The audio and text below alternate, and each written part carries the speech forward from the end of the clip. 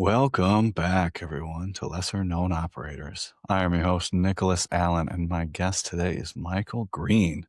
He is a Special Forces veteran of the 7th Special Forces Group.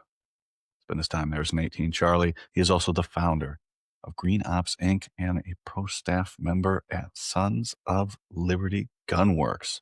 I will have links to his and their socials in the show description. As always, today's episode is brought to you by the Precision Wellness Group and Dr. Taylor Bosley. Precision Wellness Group helps you restore balance, unlock vitality, and fuel your momentum through bioidentical hormone therapy and evidence-based personalized telemedicine. Dr. Taylor Bosley is a board-certified physician, a U.S. Army veteran, and a former Green Beret. So he knows where you've been, where you want to go, and how to get you there.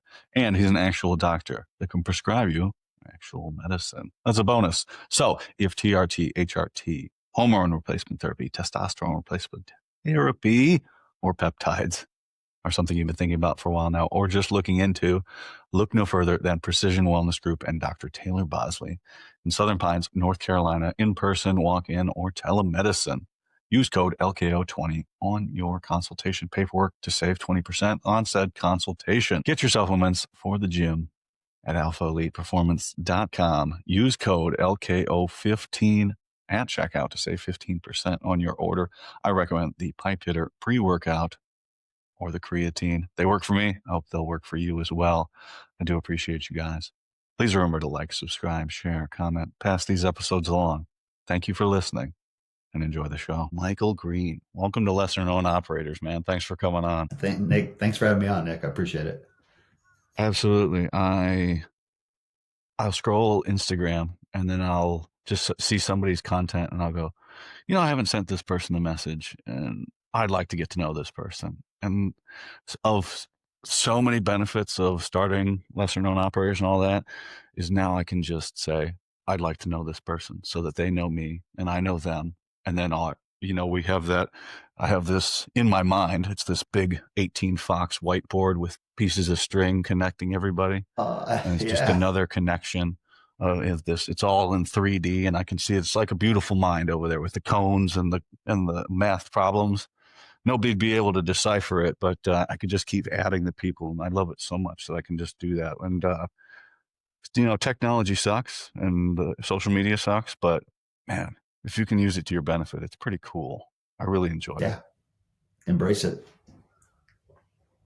I embrace it's the right word, right? Is because it's an uphill thing because when you're in the team room, there's barely a phone, right? There's one computer and one phone. Yeah. And exactly. then you go it, and then by the time you got out, or you get into your later years, you're so connected that you never leave work anymore. It never ends. It never ever ends anymore. You just constantly, if you're awake, you're working. I don't know how that works for you now. Yeah, it's pretty similar. I mean, someone just sends a text, calls you, come to work, or people chat on different apps about things. You're just like, oh my gosh, like, as a civilian, do I put my overtime in now? For me, I talked to somebody the other day, and it was asking my advice on how to deal with something. And I said, you can always be available, and you can always have something to say, but be very careful on the amount that you let people drag you into hell, right? Because you're of no use to anyone else if you get pulled down so much. You can sympathize and you can help, but you have to stay at a level where you can help, to where you just, I don't know, it's weird. It's like a callous way to say something, but you cannot give you too much of yourself. Because we did that in the military, right? Yeah. We gave 100%, and they can do whatever they want with you, all the way up and to kill you and send you off and kill people. But in this side of things, you got to be very cognizant of what you're giving away. Otherwise, you'll give it all away again. No, and it happens. I see it happen all the time. I had a hard time when I first became a civilian, just working, 10, 12-hour days.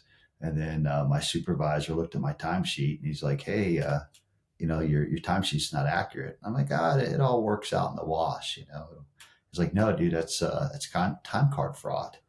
I'm like, what? I go, I worked too many hours? He goes, yeah, but you didn't count for it, And I'm like, well, I'll take tomorrow off. He goes, well, you don't have that on your time card that you're going to take tomorrow off.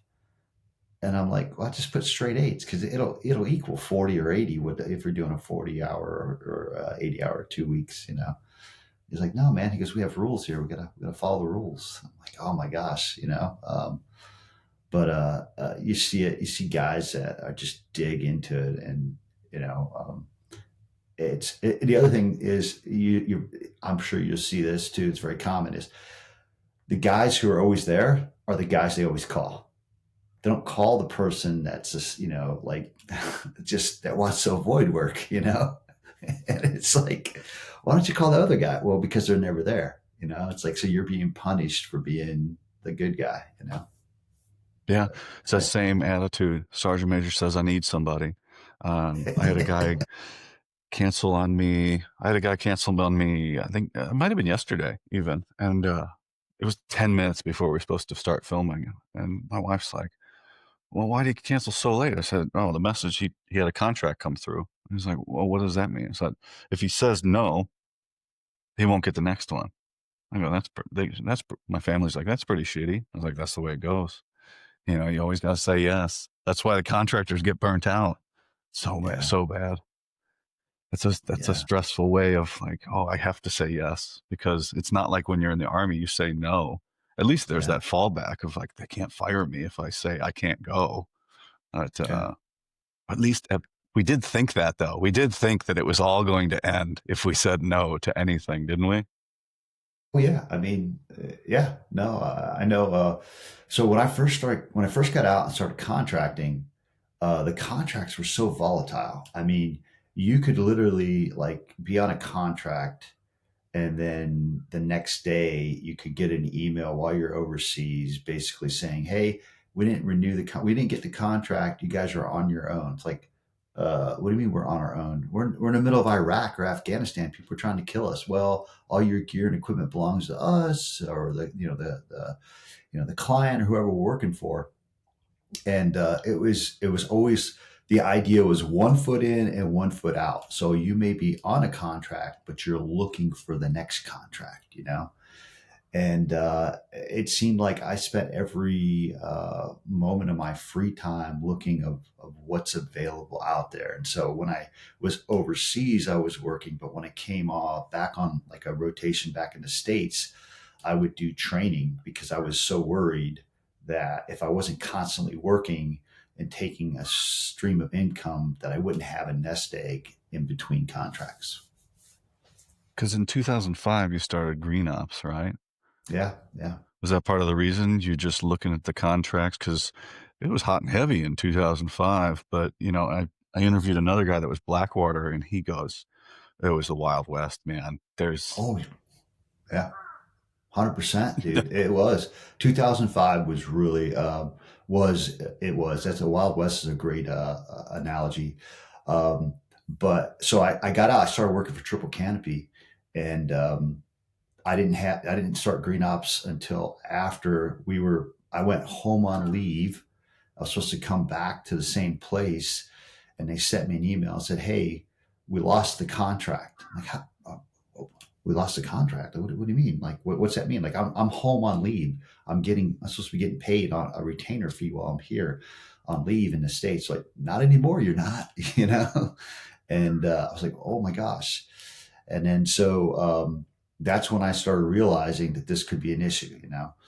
So I immediately, like, within 2 weeks, had another contract I got over. But I had friends who were working the GRS contract, and they were like, come work for us, come work for us. I'm like, okay, what do I need to do? And one of the things they said was, first is you need a company, you need an LLC or something like that. And so I opened that up while I was on this other contract, just getting all my paperwork ready until I had everything that I thought I needed before I got my application in. And then I went home on leave from that one contract to like their little screening, and then came back, finished up the rest of my contract, and then jumped over to the GRS thing. Um, and that's when I realized, when I opened that company, that I could also have vendors pay me in the States, like a military contract or a government contract, or maybe a sub to to a bigger training company, they could pay my company.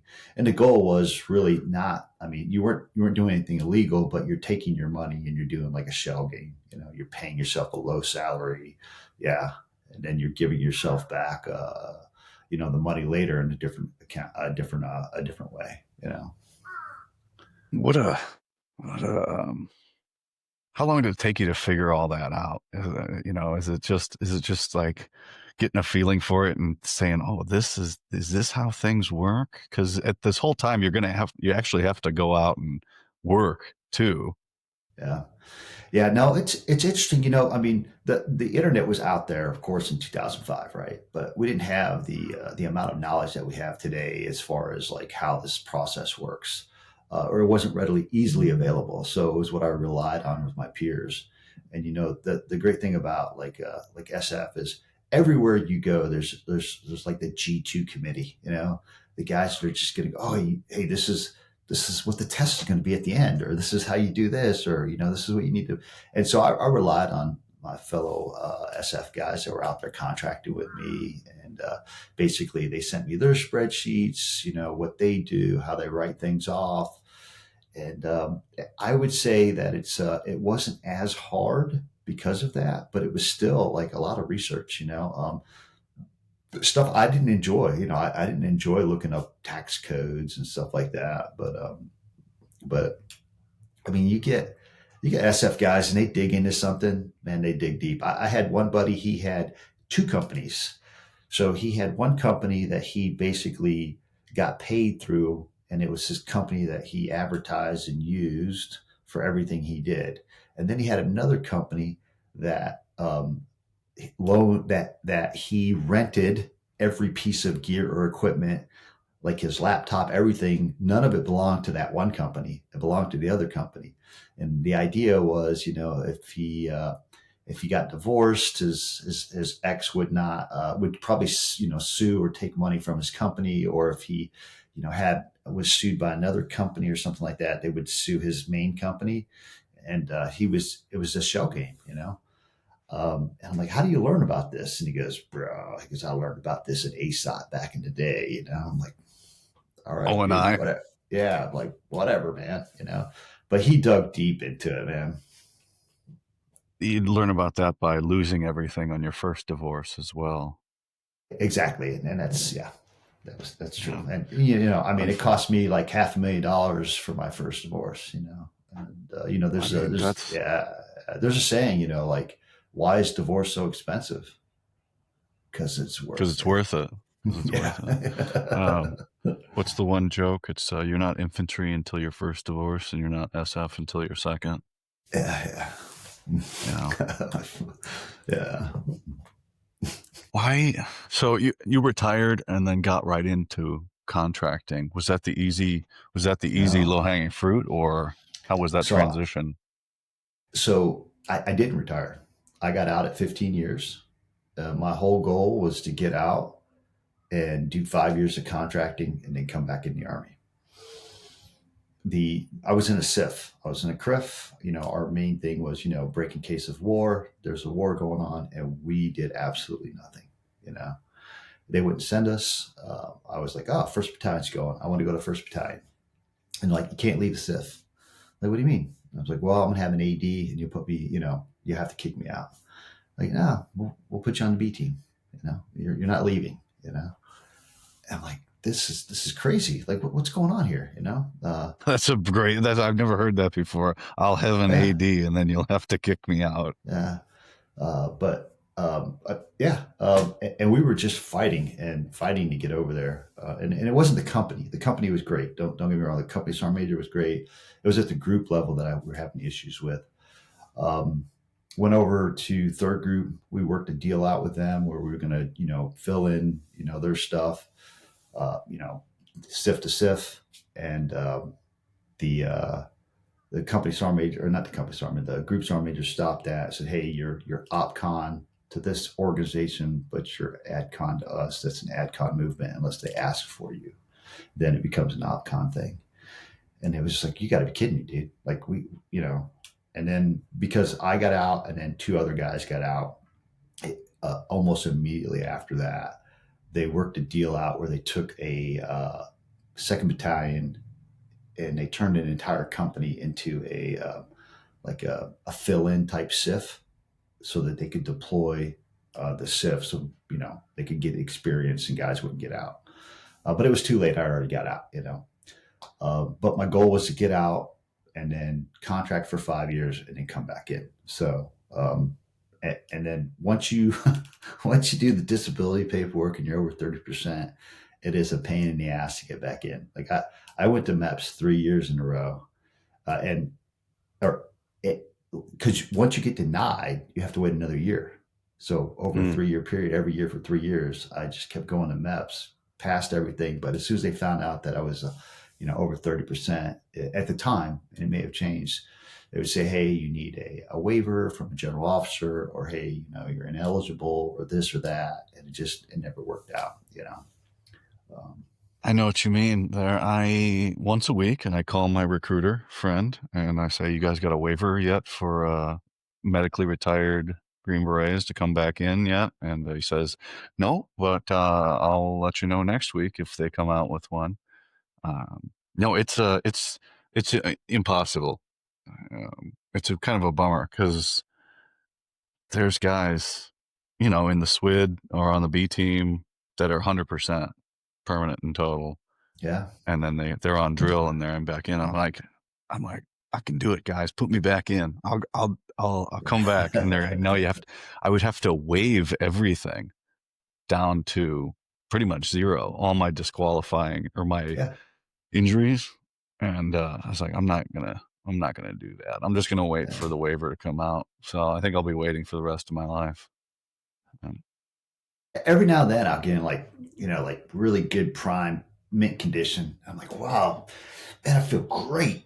I'm gonna call recruiter again, and then I'll drink some coffee, and then 10 minutes later, it's like, dude, I got to poop, man. I got to go now. Like I couldn't do that on patrol. You know what I mean? Like, yeah, or I wake up in the morning, and then all of a sudden it's like, ooh, because morning's the worst. You just get up and you're just like, oh, my whole body aches. Like, what's going on here? And it's like, oh, hey, dude, hey, you're almost 56. That's what's wrong. yeah. So, uh, Although I was at that funeral, and so I stayed at the sergeant major and the team sergeant out there in Littleton, and he's 50, and he's like, "You guys, you think I can?" He's like, "I think I'm gonna go to dive school." I was like, "You go to dive school, I'll fucking be there when you graduate." And fucking, I said, "We'll get the army there. I will get everybody there if you go to dive school at 50. I'll do everything I can to get everybody there." That's a fucking, even to talk about going to dive school at 50, um, is crazy. So, it's never too late, but it may be in your case. 100%, I think he can do it. I think he can do it, even at 50. Man, when I Oh, went to he's a stud. selection, He's yeah, right up there with me physicality wise. And like, yeah, I was like, you're not gonna, because I can't do the water. I'll freak out. I'm afraid of the dark in the water. Like, it's not. There's nothing gonna switch that off. But I was like, you're fucking way fitter than I am. You can do it. Yeah. But when I went to selection, dude, there was a National Guard guy who was in his 40s, man. He was a yeah, the park oldest ranger. person to message me was 49, saying they got selected at Wow, 49.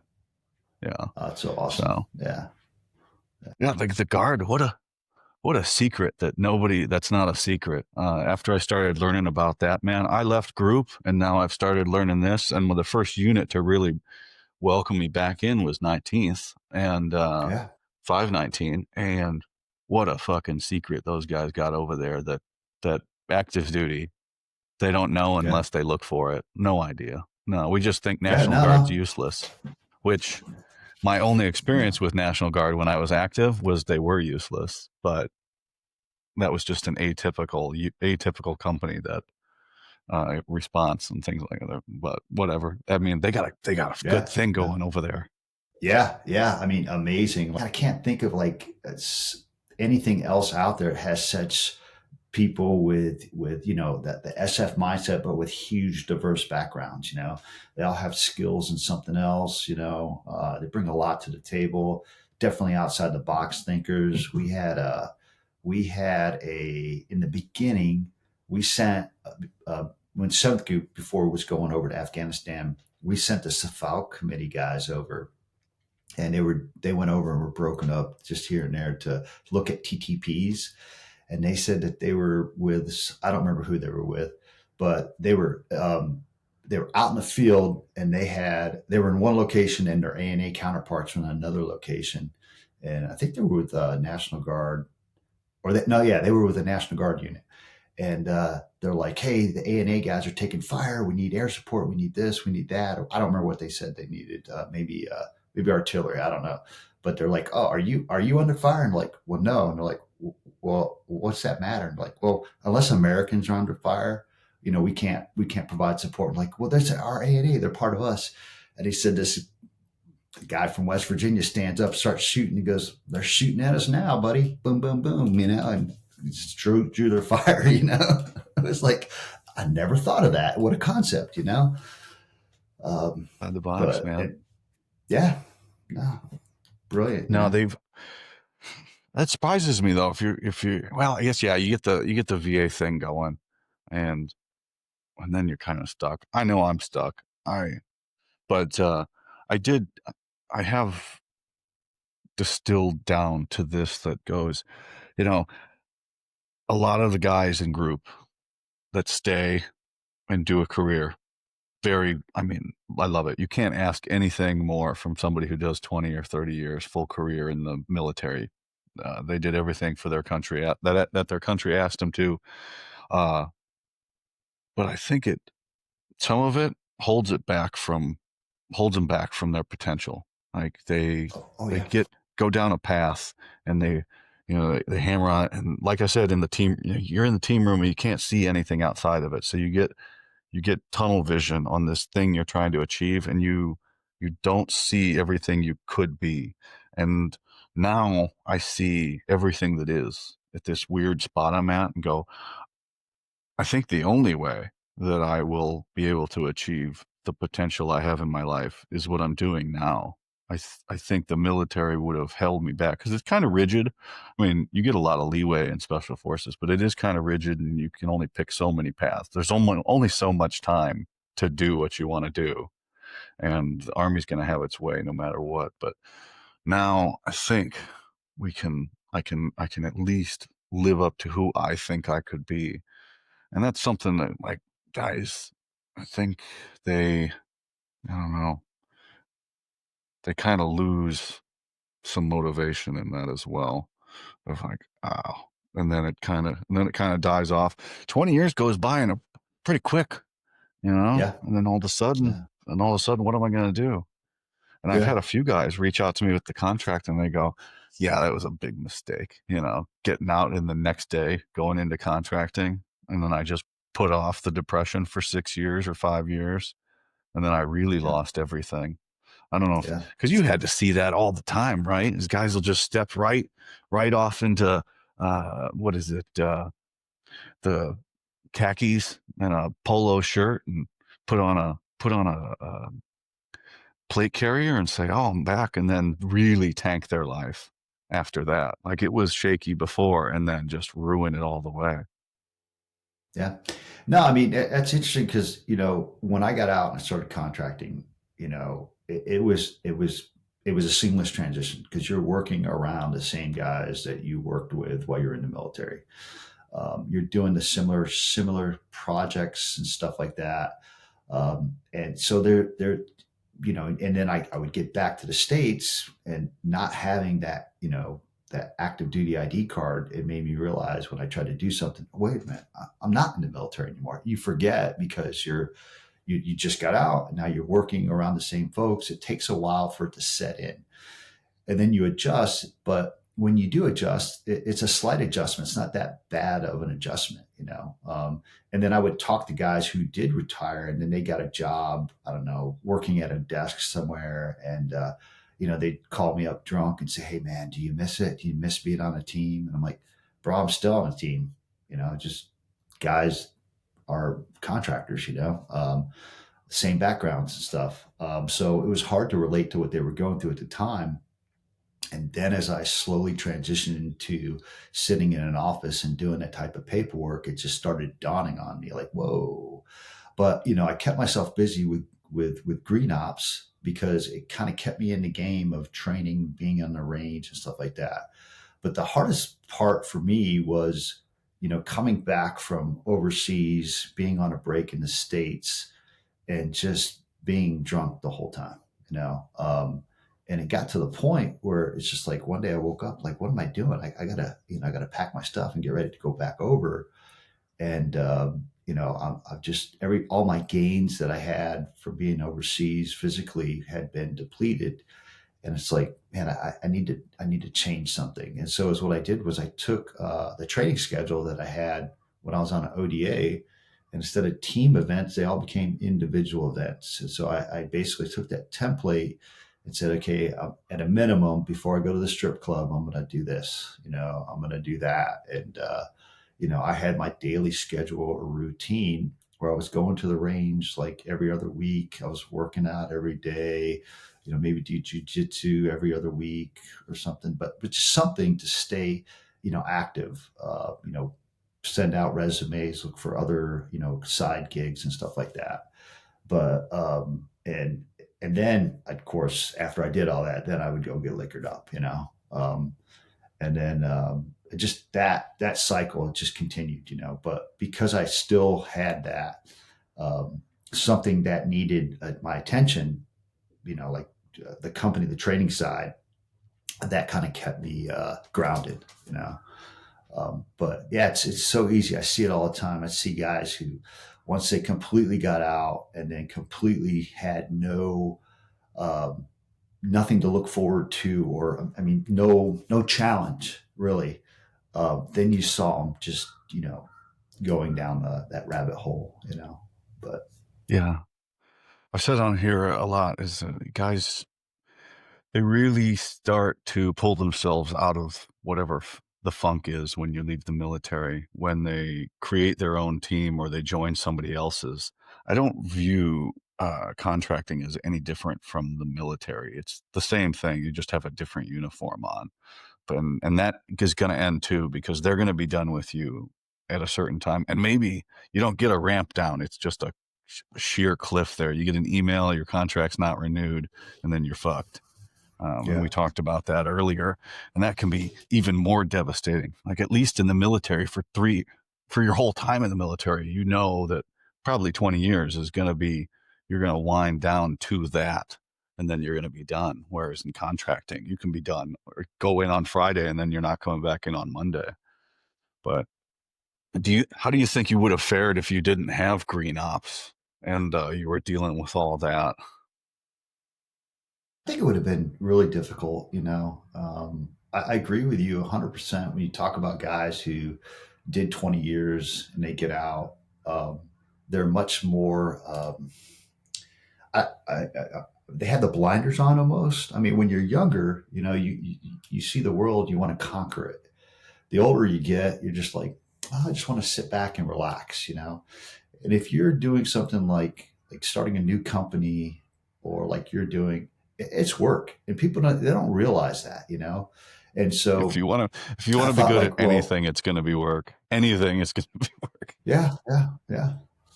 Well, I mean, you could so as a government civilian, it's easy for me to just go in, do my 9 to 5. Okay. And if I did that, it just relied on that. I'd have a retirement soon, and that's fine. There's nothing wrong with that. But if I look at the amount of money that I could potentially make with green ops when when I'm done, then I have to look at what do I need to do to make green ops successful, or more successful, to make up for the amount of money that I'm not making in my full time job. And that would require a lot of time on the road. Living in hotels, traveling a lot, flying, driving. and really an unhealthy lifestyle because you're eating out all the time. You know, you're not hitting a consistent gym schedule. Um, and I'm just like, not at my age, I'm not willing to do that. But in my younger days, I could have easily bounced back from something like that. And so I think it's much easier while you're younger to look at, you know, additionally, the other thing is like, do you have family? Do you not have family? You know, do you want to spend time with your family? Like I have kids now, you know, and, you know, one of the best things about my job right now is 9 to 5. You know, I don't work weekends. I'm not TDY anymore. Um, a couple years ago, I was TDY every now and then. And you don't realize how much you miss being a family guy until, of course, you know, you already screwed up one marriage. You know what I mean? So, but you know, it changes. You know. No, I get I'm not. Can you hear me? Did you lose Okay, I me? got you. One, two. Yeah, I got you back. Okay. I am not. I'm not very functional if I don't have something that to be completely obsessed over, and Yes. Yeah. then there's no happy, you know, be a social member of society. I have to be, uh, like especially I've noticed with this when I have done way more work than I can handle, everything's fine. Like I'm fine. Like oh, Yeah. we're great. Everything's good. Yeah. It's when I'm like, oh, I'm run out of ideas, and I'm like, oh, I did this, and then I start getting lazy.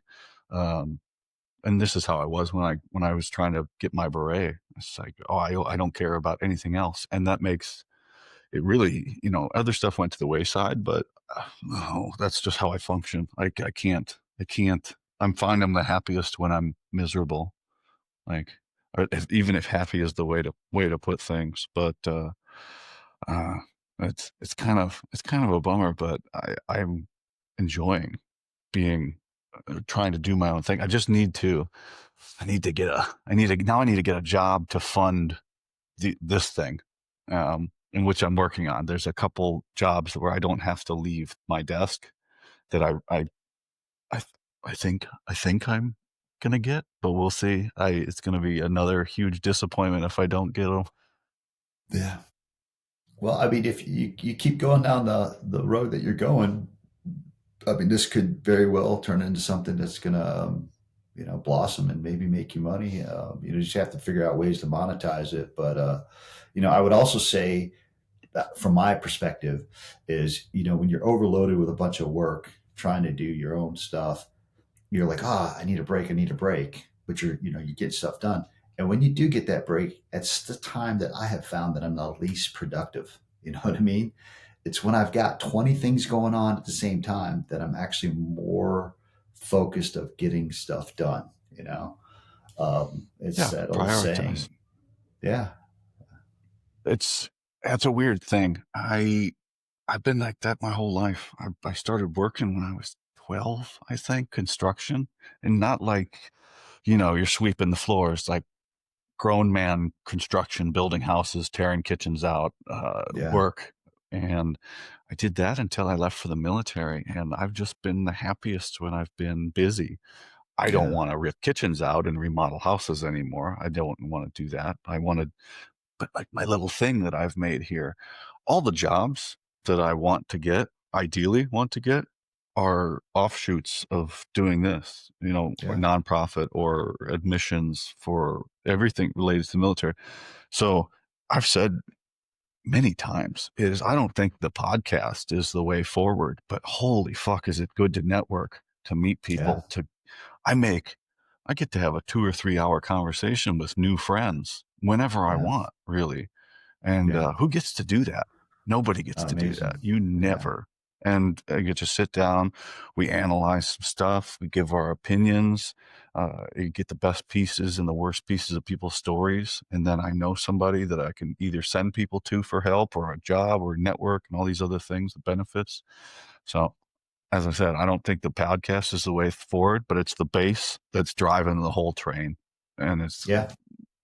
and now 11 months of work, 12 to 16 hours a day for 11 months. The train has now left the station at least. Yeah. And it's a cool feeling. Yeah. Well, I mean, we live in an amazing and unique time when at our disposal with the internet with AI and everything else, that we have the ability to take whatever we're doing and finding ways to monetize it and making it successful. And for Green Berets, that's amazing. I mean, you think about like the overall attitude of most SF guys is they're go getters, and I've heard it in the outside world, talk to civilians, and they're like, "Ah, you guys you're living in the past. Your soft stuff doesn't really matter. You're civilian now," and it's just like, you know what? I've seen that before. I've seen guys, we've seen them in the team room with some of that fat team sergeant that talks about, how he used to run a, 6 minute sub mile, but the guy could barely see his toes right now. I understand that. That's one thing, but to sit there and say that, your experience and your education as a military guy doesn't mean anything in the outside world is completely wrong. I mean, people that are doctors, PhDs, medical doctors, I mean, they get a degree in whatever they are, and they become experts and stuff like that. And in a particular field, they have education, they have training. And the unique thing about the SF guys is that, we've had so much training in so many different things, cultural awareness, people, they don't understand what SF is about. They think it's about, Rambo type stuff. They don't realize it's really about partner forces training, cultural advising and stuff like that. That you truly are an ambassador to from the U.S. when you're in these different countries doing these different jobs. Whether you're working as a team or a singleton, the amount of conflicts that you have to deconflict, it's amazing. And I was talking earlier with you about that book, Talent Wars, and I think that's a really good example of, look, you may have been a Green Beret, but you were hired based off of your talent capability, and I think that's truly um, something that people they don't realize, because in the civilian world they look for people with experience. So if you're trying to get a job as, I don't know, a computer programmer, they're going to look for guys who have computer programming experience or management skills and this and that. But what they're really not looking at is, they're like, you may have been a computer programmer for years, but what was your success rate? I mean, you had the experience for several years, but the SF montage, or the thing about SF is, they're looking for a certain characteristic of a person, and they're going to train you for that skill. You may not have experience being a commo guy, but they're going to make you one of the best commo guys out there. They may not have experience in construction, but they're going to make you a really good 18 Charlie. And that's what the civilian world loses out on, is they don't realize that just because you don't have that experience, it doesn't mean that you're not going to be good at something, because our characteristics is what drives us. I mean, think about how many guys like yourself, like, what did you know about podcasting? What did you know about, the equipment and stuff like that before you started this? You started from ground zero, but now you're up there, and you're out there.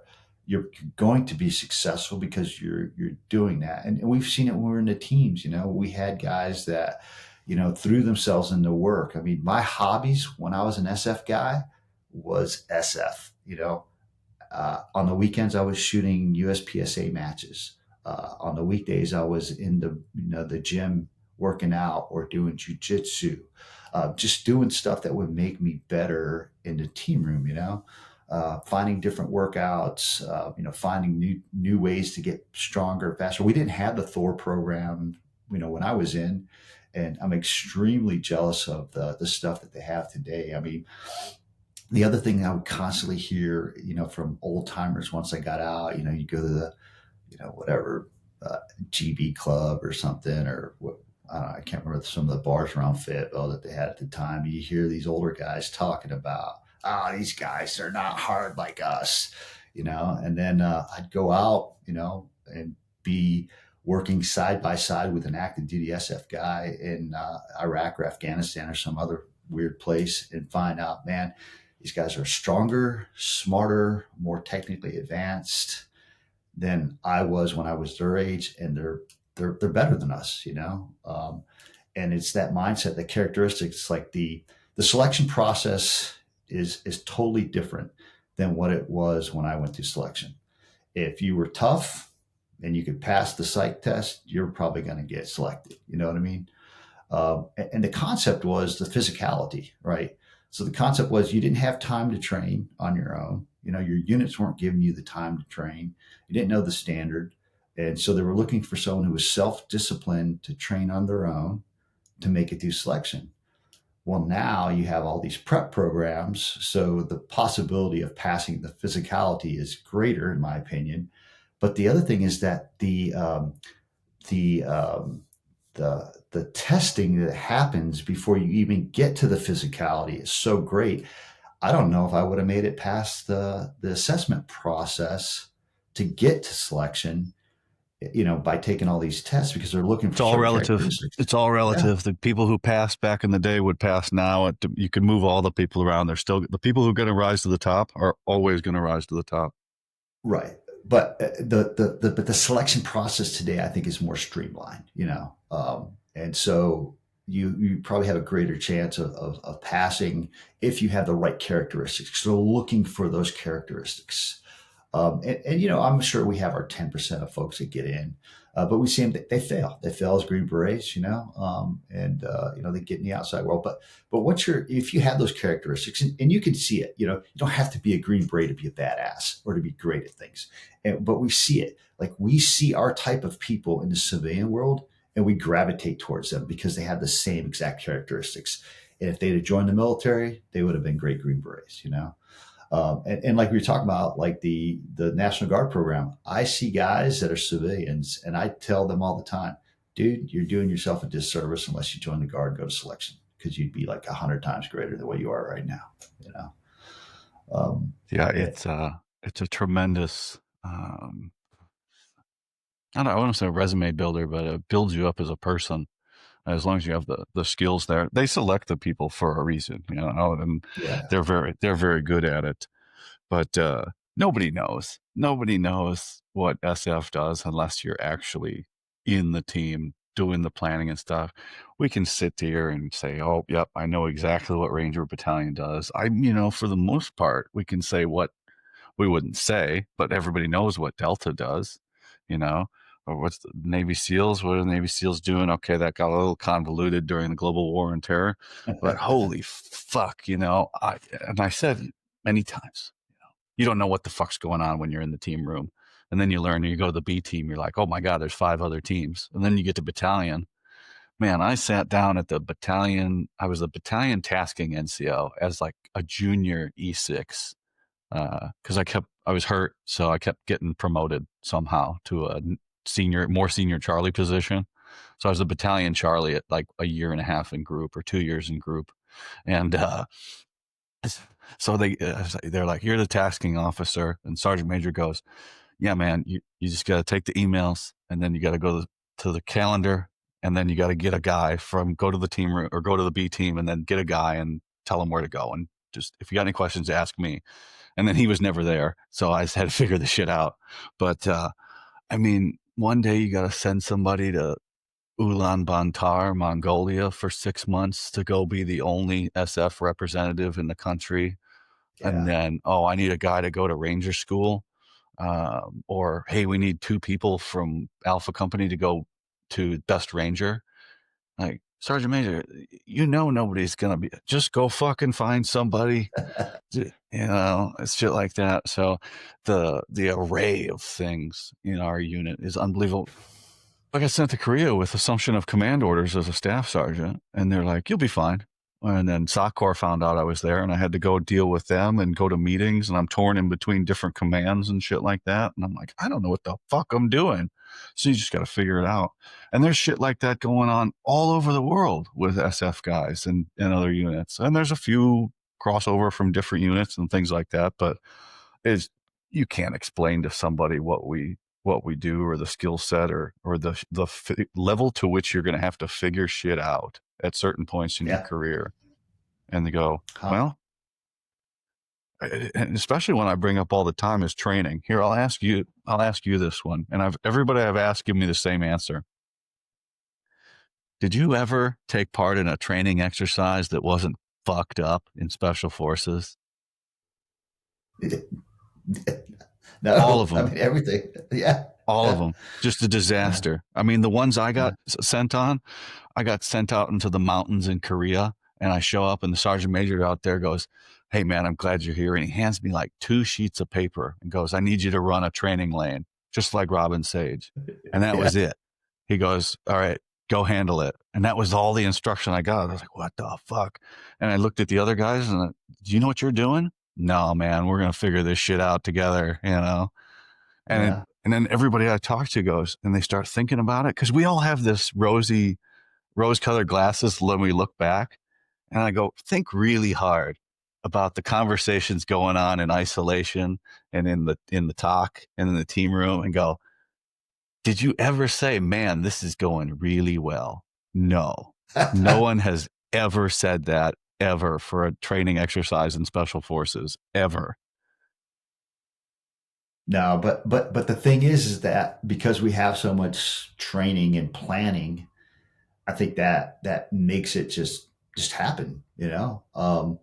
And so when you're on the ground, you're able to make it happen. And you know, I got out in January 2005, and the one thing that I've noticed is the further removed that I am from special forces, the more I realize the the solution to any problem is an ODA. I mean, just straight up. If you look at how guys are able to sit there and do that planning process on the ground, on the fly, they're able to make it work. Um, I mean, when I get out there and like when I was overseas and I run into SF guys out in the boondocks by themselves doing their thing, you're just amazed at the stuff that they're able to do. One of the contracts I was on was a counter IED project, and is what they did was they took.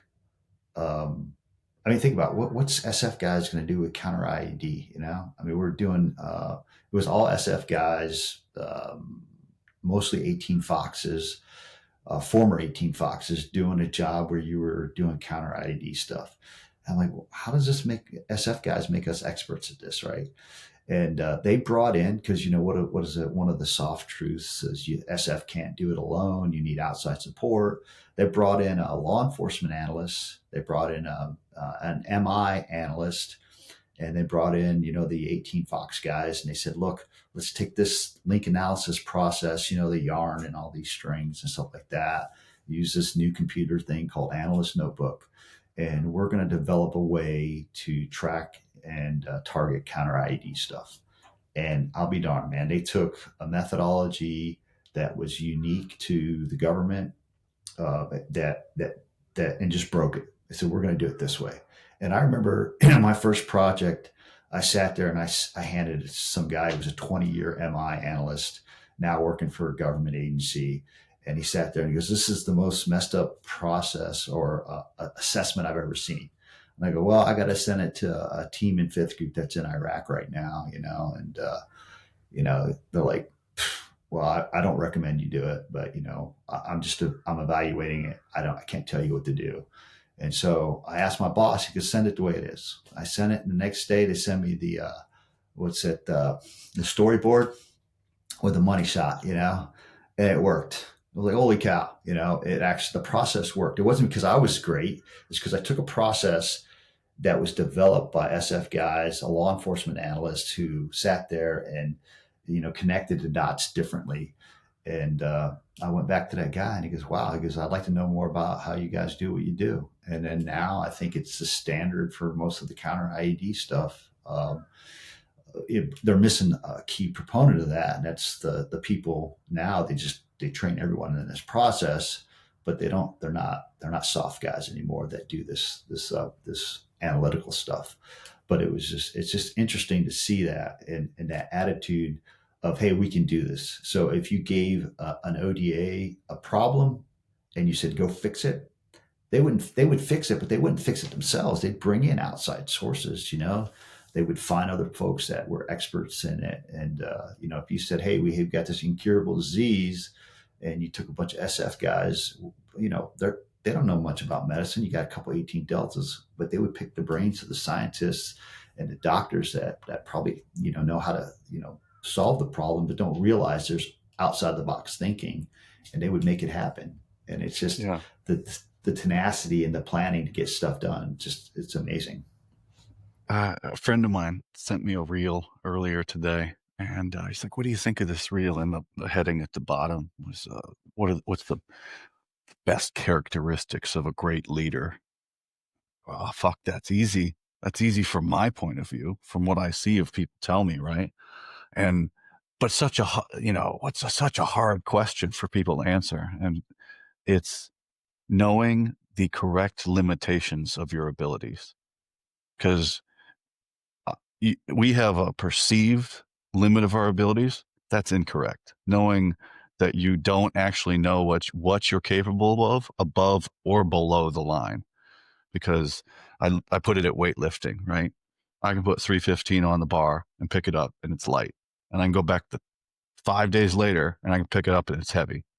So my knowing that I know that my limits are within this range, my correct limits, and the same with medical, the same with technological, same with interpersonal skills. My limits are limited in this range. I can do this with this group of people or go here. And that, I think, is the most important characteristic of a good leader, is knowing your limitations above and below what you can do, beyond anything else. And that's what I've gotten the most from all this of talking to people and perspective and things like that. But no, you, as soon as you realize you don't have to do everything alone. But then we start our own little business like I've got here, and I do fucking everything myself. I know. Yeah, I can't let anybody make any decisions, yeah, but I also don't have any money. You know, that yeah, frees up things and makes things easier. But until that comes, you don't have to make any of those decisions. I can make all the happy yeah, decisions I want, and it's all yeah. on me. But so Ha- know your limitations is a very important skill to have. yeah. Have you read The 4 Hour Work Week by Tim Ferriss? I have, and I hated it. I mean, like the concept though, there's certain key concepts in there that I'm a huge fan of, like, so if you can get somebody else to do it for you, if you can, network Oh, that out, or, I absolutely. think that's brilliant. Yeah. Um, there. Okay, I'll go back to the gym, right? And like racing, there's no substitute for cubic inches. Um, you can underdo something and get away with it only for so long. But man, if you push it and you can correctly know how far you can push it, how far above the baseline you can push things and recover and bounce back from that, you're going to go far. You're absolutely going to go farther. You're going to achieve more because, as Major Decker said in Selection, your mind is going to give up a long time before your body will, you know, Yeah. and we can distill things down, and we can use this method, this incremental method of deload and recovery and so that. But I go, fuck, we can push it way farther than that. You know, you can take it. You can overdo shit and recover way more than you fucking think you can.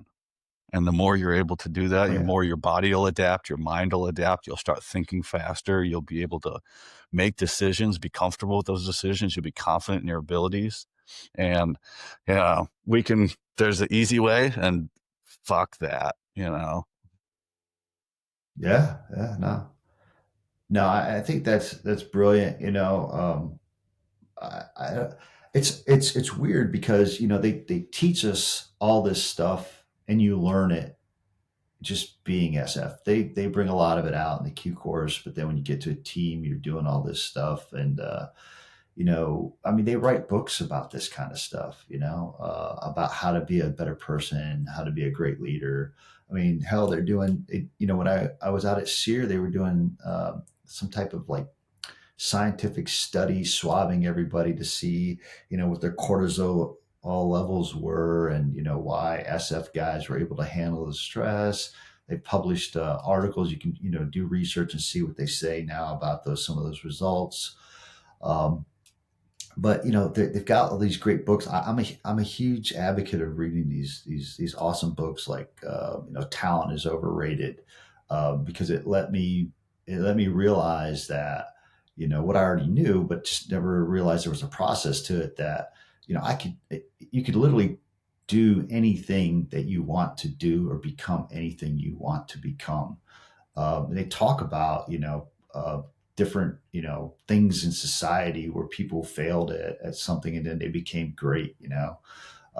But when you, as an SF guy, when you read these books, it's kind of like, well, I already knew that, I already knew that, but it re-emphasizes the fact that we can do these great things. So like Good to Great, Talent is Overrated, books like that, some of Malcolm Gladwell's books and stuff. I think those are important, especially. And then the other book I was talking about was The Talent War. I think those, I mean, reinforce to me whenever I'm starting to think about doing something, not just my previous training, but hey, it's not just what we learned in SOF or SF. It's also books or stuff that I've read in books. That we can do these things. But limitations, knowing your limitations is huge. But it's just, we could do so much, and people don't realize, SF guys don't realize their worth, their value, not because they were SF guys, but because of the characteristics that they have, that they can achieve, I mean, anything. And so it's so frustrating to me when I hear about guys that are just that lose sight, and they, guys are offing themselves for silly, silly reasons, when it's like, bro, They're let it not go, silly. dude. They're not silly to them in the acute though. It's No, no, very I agree. serious and very painful. It Um, is, but you I know, mean, it's emotional. You think about it. I mean, if you step back from the majority of the stuff that we think about, that we were emotional about at one point or another, and then we think about it years later, we look back and laugh at it, right? And it's just it's I mean, think about what kind of corner you must feel like you're in, of someone who has done so much in their life. You know what I mean? And they're in a corner right now thinking, shit, I got nothing else left. I'm going to off myself. All right. But they've done all this other great stuff. So, I mean, to them, obviously, it is a big thing because they've put themselves, or whether they've been placed in a corner, they feel like they have no other out. They just don't realize that they have outs and other outs, and that they have such great characteristics that they can achieve such greatness, but they just don't realize it, and they need to be more aware of what they can accomplish. And I think um, maybe your podcast, but reading some books to see that, look, man, here's people that don't have half your ability or characteristics that rose to greatness. You know, and and you can do it. You can pass this. You can do whatever you've done right now, whatever you're going through. You can get past it. Um, it's crazy because the reason they were selected to do what they did in the military was because they had those characteristics.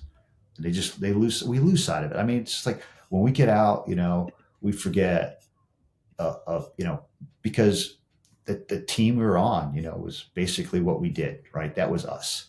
Um, we have all these people who I think they're called, what's it? Have you heard of the blue zones? You ever heard of that? Blue zones? 100-year centurions. Yeah. Yeah, yeah. And one of the interesting things I'm seeing over and over when I read about that or do some studying on that is that these people, there's all these different reasons why they say, but one of the things that I see a correlation is that those people they have meaning and they have goals in the society that they're still working in. They're still doing something, whether they're teaching, they're part of a group, they do stuff together, they're still moving forward. They have some kind of challenge. And I think that a challengeless Green Beret maybe feels as if they've got, no way out, and they just need to realize that they do. They have these characters. They can get on the internet, read a book, do something, and then say, you know what, I've got a new hobby. Um, and that could be the other thing. I mean, like you talk about staying busy, having your podcast, you have to have that. Guys throw themselves into work and stuff like that. But what happens when you truly do retire and you're not doing anything for the sole fact of trying to make a living? What do you do then? You just get fat and die while you're mowing your lawn one day. um, get out, get a hobby, find something, find a passion. um, I think that's really going to be important is finding something else that you can do. And I mean, like, think about it. Like, how much stuff have you done since you got out that you probably never would have done while you were in the military? You know? Oh, Um, unbelievable. This yeah, this year, I did more this year than I did in 8 years in the military. yeah.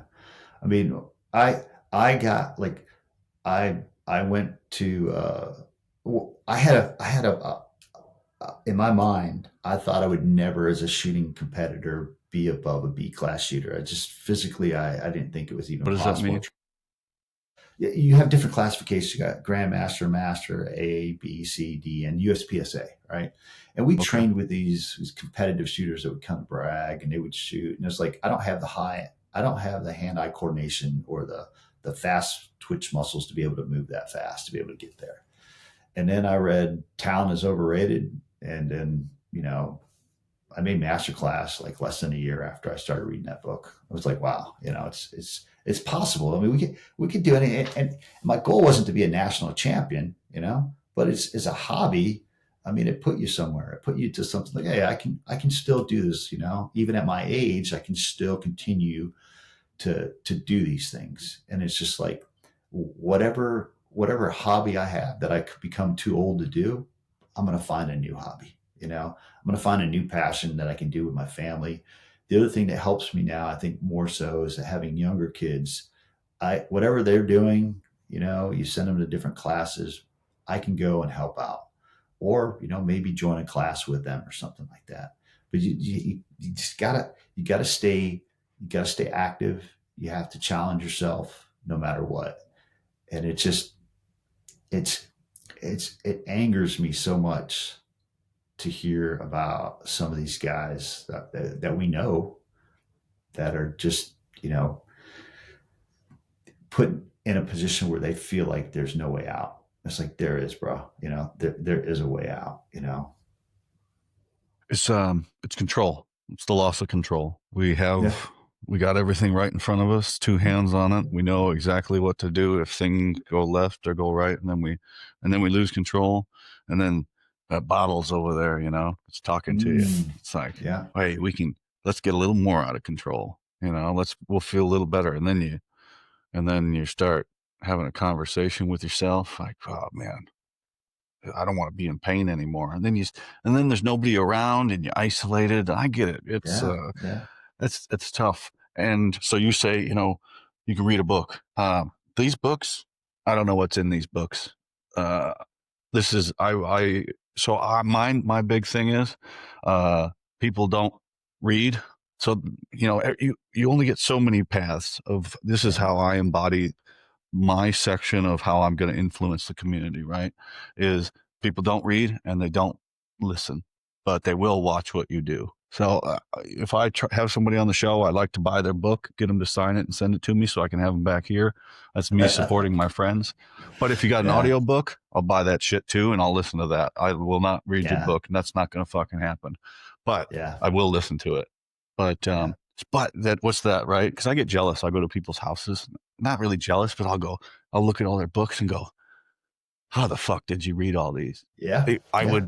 I could never do that because I just won't. Not that I can't. I'm not going to do that. I'm not going to read all these books. But Yeah. so people can do that and they get inspiration. So what can I do? Well, I can show that I support my friends. I can show that I take my physical fitness. I can actually act out what I say I'm going to do. So I can show people that I mean what I'm trying to embody, that I'm telling people how do I fight against these split second decisions? That's the only reason that's the only way in my mind that I think that I can help is I can make my Yeah. content and I can do what I say I'm going to do. And I'll be there when the hours I say I'm going to be there. Between midnight and 7, I'm asleep. I take a sleeping pill. I am not fucking waking up. That's not going to happen. But the rest of the day, I'm there for you, you know? Yeah. And that's that's how I go about it. And I think more people need to, as I said right in the beginning, right? You can't let have to be very careful of what you let drag you into hell. And Mm. I can see, yeah, it's sad. A lot of this stuff's sad, and it's a fucking bummer, and it makes me mad. But okay, I can help other people. I can help the people that are still around. I can help the people that I talk to on a daily. And am I going to let somebody in the comments on one of my reels drag me down? Maybe for a couple seconds, and then I realize that Yeah. person might not be real. I'm not going to let that Yeah. get in. I've got 200 other people that I got to answer messages to that maybe want my advice, or maybe I'm helping them out, or they can help me out. Well, fuck that person. If they were really my friend, they'd have my phone number. So, but it's all that lack of control, I think. And it's once we start losing lack of control, we not only are the best at unconventional fucking everything, we are the best at destroying our lives in a very Mm. short timeline. Uh, and nobody does it quite like us, unfortunately. Yeah, if you're going to do something, you're going to be the best at it. If you want to bring toxicity into your life, you're going to be the best at it. You're going to drink yourself to death. You're going to do all these other terrible things. But the other thing I see is those who surround themselves with better people. And that's the great thing about being an SF is everybody I ever worked with was phenomenal. Much better than me. I was a young SF guy when I came in, and I had older guys in the Q course that would, because I was arrogant. I had no time in a conventional unit, and these guys would tell. I would complain about everything. You don't know how bad it is in the regular army. And these guys mentored me, even though I was this, arrogant, cocky little kid. They still took me under their wing. I learned so much. And so if you keep surrounding yourself with people who are better than you, people who have a positive attitude, then it's going to be that way. But once you get, and you've seen it before, once you get on a toxic team, everything's toxic. One bad leader turns the entire team toxic, or just one bad person on the team, if it's not controlled, can turn the whole team into something terrible. And that's the same thing when we get out. If I've got a buddy, and he is really, really good friends with this guy that I hate, and I'm like, I stay away from that guy. I don't want to have anything to do with him. He's like, well, he's my friend, Mike. Don't talk about him that way. I'm like, okay, whatever. And then he'll go and he'll hang out with that guy. He'll go into depression mode. He'll start drinking because that guy is toxic and he spreads his toxicity to this guy. And I'm just like, bro, I'm not talking to you. You know, I'm not going to talk to either one of you, because I don't need that in my life. And, the other thing you talked about is like having a company and having, YouTube videos and stuff like that. Dude, the comments are sometimes just like amazingly terrible. And you say, like you said, hey, I don't let it bother me, but then you came back and said, well, just for a second, because it always does. It always does. So I try not to read them anymore at all, because it's that little bit of toxicity. We don't need it. I've got much better things to do than to sit there and let that Oh, spread. this thing's Yeah. pinging over here. It turns out, I don't know if you know this, the internet hates two things when it comes to the military: Rangers and women. And I put Oh, up a picture last night with me, my friend Julianne Jackson, and she's a yeah, Ranger instructor. And it turns yeah, out yeah, she's a woman also. yeah, And yeah. the older crowd on Facebook are having a fit right now over it. Yeah, yeah, yeah. And look, I'm not going to sit there and disregard the fact that maybe some standards were changed, right? But she went through this stuff. There were dudes Yeah, in my graduating class that shouldn't be there either. I don't give a fuck, ex- you know. exactly. But looking at her and her history, I mean, she was there. She did it. I worked out at SEER school for a couple months, right? Before, when I first went to SWIC. And I was sitting there one day at the camp because I worked in the camp, and Okay. this one of the female instructors comes up and she's like clapping her hands and skipping, and she's like, "Comrade, comrade, we have a concubine in the upcoming class." And I'm like, "What does that mean? Like, what's going on?" And they're like, "There's going to be a female in the upcoming class." I'm like, "Oh, this would be my first class with a female." And they're like, "No, it's a concubine." I'm like, "Okay, whatever." And I thought, okay, she's going to be just like any other girl who comes to a military school, whatever. Bro, she got her ass whipped, man. I mean, incredible. I was just like, so if I meet any female who's been to Army SEER school, dude, you shouldn't have to say anything more. She got my utmost respect.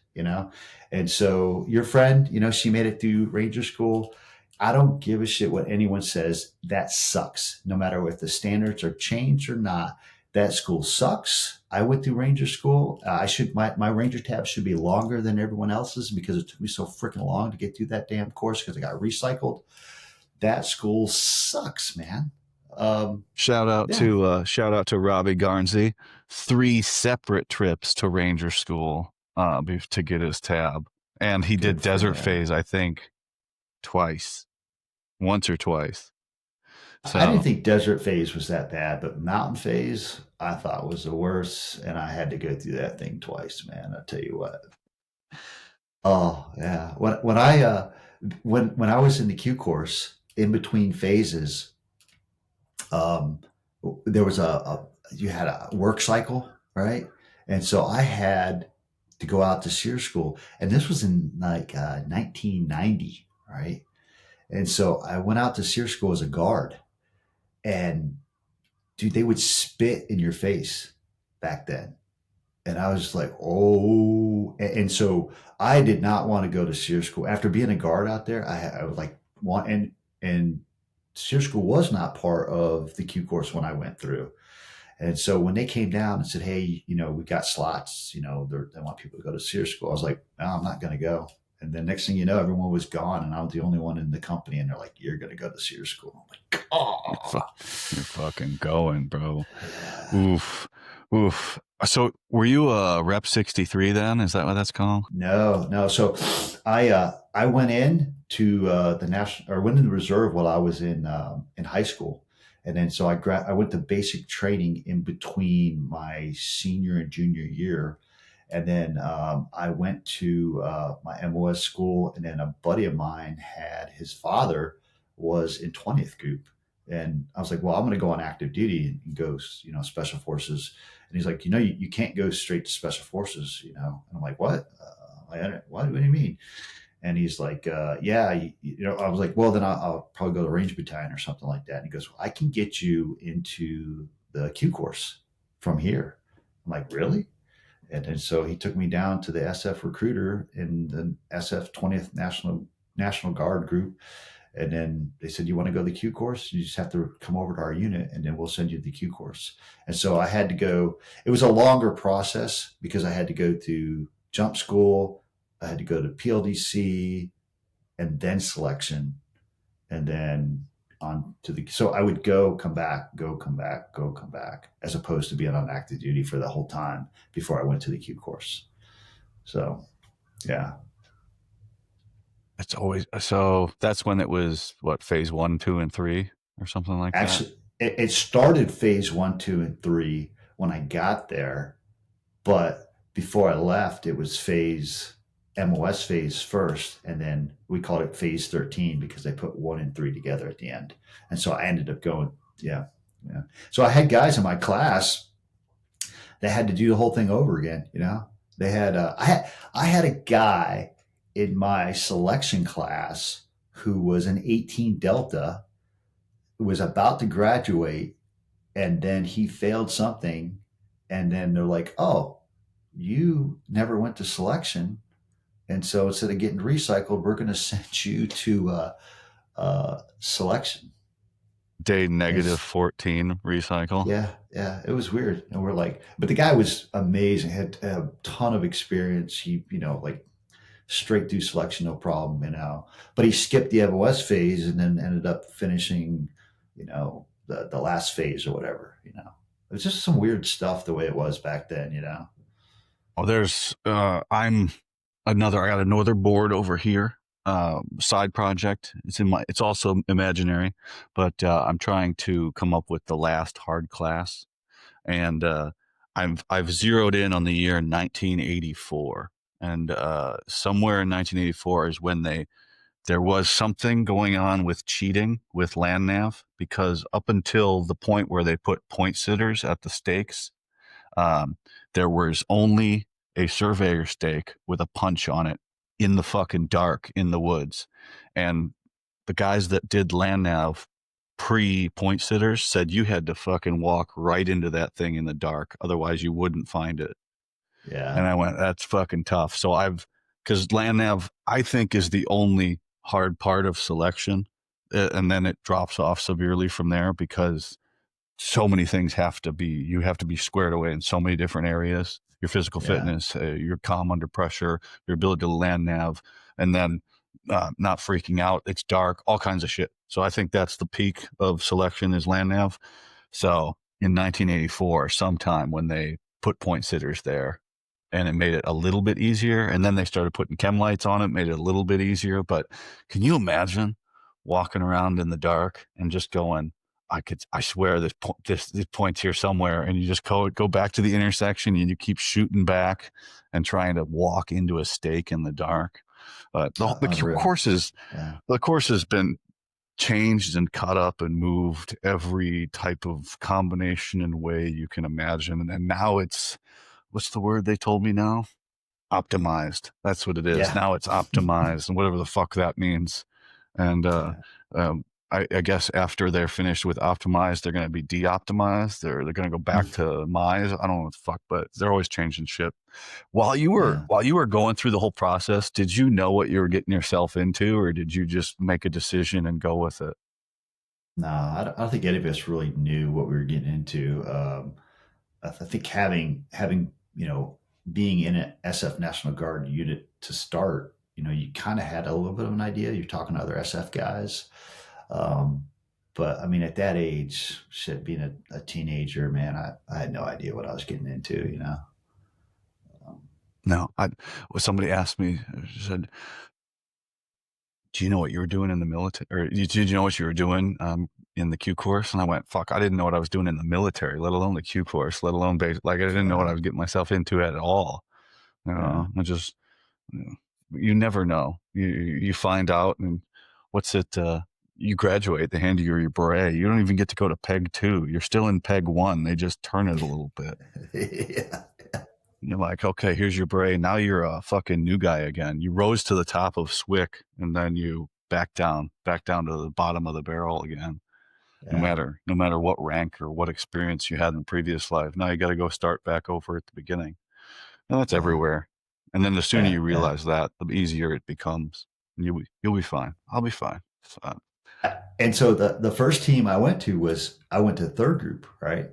And so when I first got to third group, we were in the old World War II barracks by the 82nd parade field, right? And so we had those old World War II barracks, and top floor was a team room.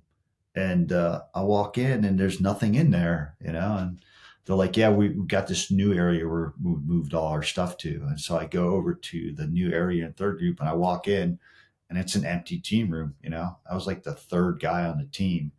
And so is what they were doing was they were filling third group at the time with guys who were brand new and then guys they basically didn't want from other groups. And they were the Depends wild on who you ask. guys. It depends on who you ask about that story. Because if yeah, No, if there's you're a no two third group ways for about it. life, No, yeah. no. Well, There's no two ways.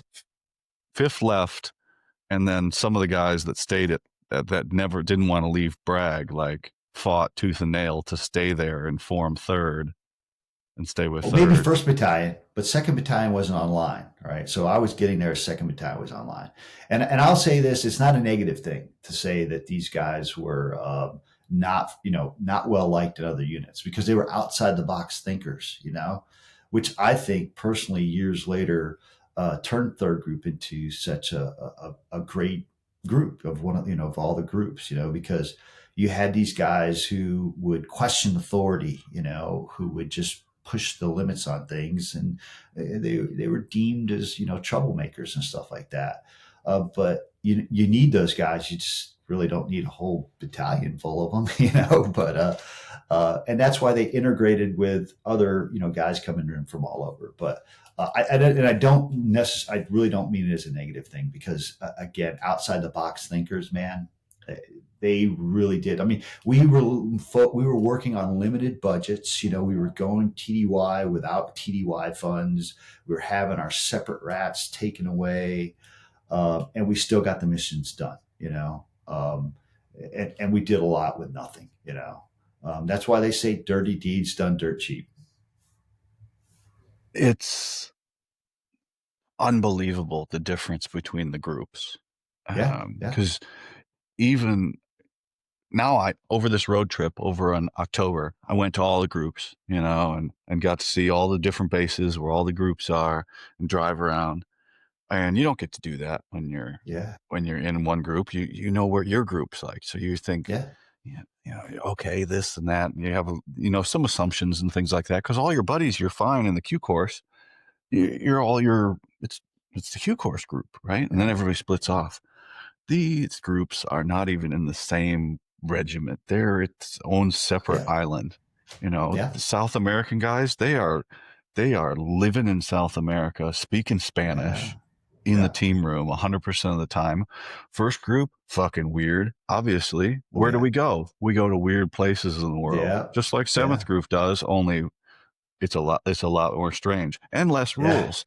yeah, Um, 10th group, what a spot they've got out in yeah, Carson. Their yeah, compound off the beautiful place. yeah. Fifth group, I feel bad for those dudes. Holy fuck. Yeah, but everyone wanted to go to fifth group at the beginning of the war. Well, yeah, but they, Yeah. holy shit, man. I said, I pulled up to the headquarter building, and I went, this can't be for fifth group because 101st surrounds them, and they're in Oh, this really? horseshoe. And there's no fence. The Oh, fence is wow. this tall off the ground. It's like one little stake and a thing, and Wow. they are right in the middle of the entire 101st Airborne Division in their compound, fully visible, everything. It's a nice setup, but no, there's no seclusion at all. They are in the regular army for sure. And seventh, you got to take a chartered bus out to seventh and then catch a flight out to the training area to get to seventh. They're secluded to no end Yeah. down there.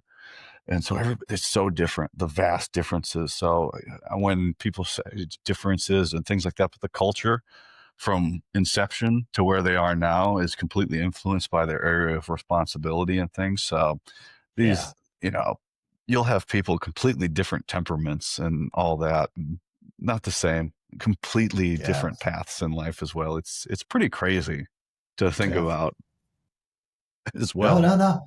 100%, man. Like when I went to, I think, Sephardic and then ANOC, those two were the courses I think where I was exposed and saw that like huge difference. And then later, just working with guys after I got out, you could reinforce that. I think everything you said was spot on. The 10th group guys were really like very dry sense of humor, very regimented, type attitude, but that, is the host nation people that they work with, the Europeans, the seventh group, like you said, there were, I mean, you could literally, it was like going to Latin America when you were in the team room. Everyone spoke Spanish. My Spanish got so much better when I got to group, just on an everyday basis, even before going down range. Third group, just very unique as far as outside the box thinking, different attitudes. Like you said, first group guys, extremely weird. They'd have these sayings like flexible like a rubber dick, and Yeah, if obviously. you don't swing both ways, you're missing out on 50% of the action, or just weird sayings. It's like whoa. But I just, but truly amazing, and then more amazing is when you contract and you have all those different guys from those different groups working together. It's even funnier. Um, but yeah, it is you're absolutely right. The characteristics or the attitudes is it's really unique, and it's a good thing. I mean, um, but I think that it shows the diversity of the people that they're working with in the areas that they're working in. No two groups are alike, and I think that's a good thing. I just I always wanted to go to first group. Always wanted to go to first group. That's where I wanted to go to for the inset, and they just said, "Nope, you're going to third group." I was like, "Ah," but yeah, I think it's the best, but I'm prejudiced or predisposed or whatever word you want to insert there. But it's a very beautiful part of the country. It's just, gray and wet for 8 months of the year. So it's kind of dreary. Other than that, yeah, it's great. I loved it there. I will say, though, it was kind of a bummer when I went on the trip. Our compound right now, terrible. Just awful. They're in the process of new buildings and old buildings and some renovations and stuff. Ours looks like shit. It really does. It's all over the place. The teams are set. The yeah. footprint itself kind of fucked up, but it's a bummer. But no, it's I imagine you get to work with all kinds of dudes with green ops. And that was one thing I wanted to Uh, ask you. How long did it how long did it take you to come up with the name for Green Ops? Is it the first or the second thing you wrote down? it's like one of the first. So in the SIF we would do black ops and green ops, right? And green ops was like we would just do jungle stuff or anything in the field. And so as soon as I was in the SIF, I always thought green ops. I was like, oh, that'd be a cool name for a company, or for an organization. And so when I got out and said I'm gonna open up a company, it was like the first thing I was like, oh, I'm gonna name it Green Ops. Even though the Green Ops has nothing to do with the training. I don't do any field type training exercises or anything like that. But that's where I got the idea from. People they compliment me on lesser known operators. They say, "Oh, that's a good name. How long did that take you to come up with?" 7 seconds. It's the first thing I wrote down, Ah, nice. and Yeah, so I don't take too much of that. I just went. That was the first thing that came to mind, and then I called it a day and went on to the next project. But I feel like I nailed it, but I'm pretty yeah, happy with how no, that turned out. I'm always curious about people's naming their own gig, spending too yeah, much time on it. But yeah, what no, that's awesome. what was your philosophy starting out? Was it to fill a need, or was it to supplement to a need you saw happening with your contracting? So with the contracting, it was a payment method. It was just an organization to receive money. As a corporation, right? But then as I started doing training, so when I came back to the States, a training company said, "Hey, we need you to come and do some training. We're pre-deploying some organizations. Can you help out?" I was like, "Yeah." And I was like, "Can you pay, because for tax purposes, can you pay my company?" They're like, "Yeah, not a problem." And so that's basically how I ran that for years while I was contracting. And then when I got a full-time government job, I was like, oh, going to training courses on my own. One of the trainers out there was like, "Hey, hey, you're pretty good at this stuff, like what your background, like, why are you in this, why are you paying, like I would pay on the weekends to go to a training course. Like, why don't you start your own company? I was like, no, Great I already have a businessman there. company. Great Yeah. businessman. He's like, what the fuck you doing here paying for this? Yeah. No. And I was like, well, I have my own company. He's like, well, why don't you get into training? And I was like, oh, that's to me, coming from someone who was you know, someone that people paid money to go see, who, I respected as a trainer, suggested it to me. I was like, wow, okay. And then another guy did the same thing, told me the same thing. So two different well-known, instructors in the training community told me I should start a training company. And I was like, okay, I think I should do it. And then, that was the goal. Was really my goal when I did that, was thinking, and at the time things have changed, have evolved quite a bit from the time that I started. But my biggest thing was, you had all these civilians that, weren't getting the training they really deserved or needed, and I thought, well, law enforcement and military, we get some of the best training in the world. We have these the best tactical trainers come in. We have some of the highest level competitors come in and train us in firearms and stuff like that. I was like, why should their training be any less special, was my concept. And I was like, well, maybe I could fill this void. And because there weren't that many folks at the time, and now everybody and their brother has a training company, and they're all doing really well. I mean, some like we see guys with a soft backgrounds that got out, and are, former guys from, the units and stuff like that, that are teaching, and they're making a huge impact, I think, especially not just in the civilian training, but also in law enforcement training too. I think some of that's trickling over into the soft world too. You know. Yeah.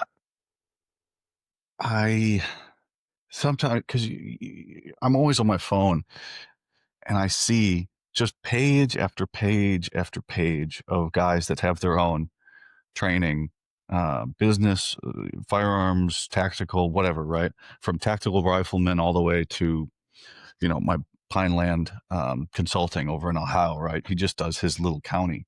So, but, and I think, oh man, there's so many of these businesses. But then you got to remember, I just drove around the United States. This place is fucking huge. Huge. And there's so many precincts and state and then federal, and these guys don't ever shoot. And they Yeah. still, you talk to any of them, I go once a year. And these businesses are all over the place and they're packed all the time, running police Yeah. through, law enforcement, Hmm. whatever. And they're packed all the time. And these departments still aren't shooting.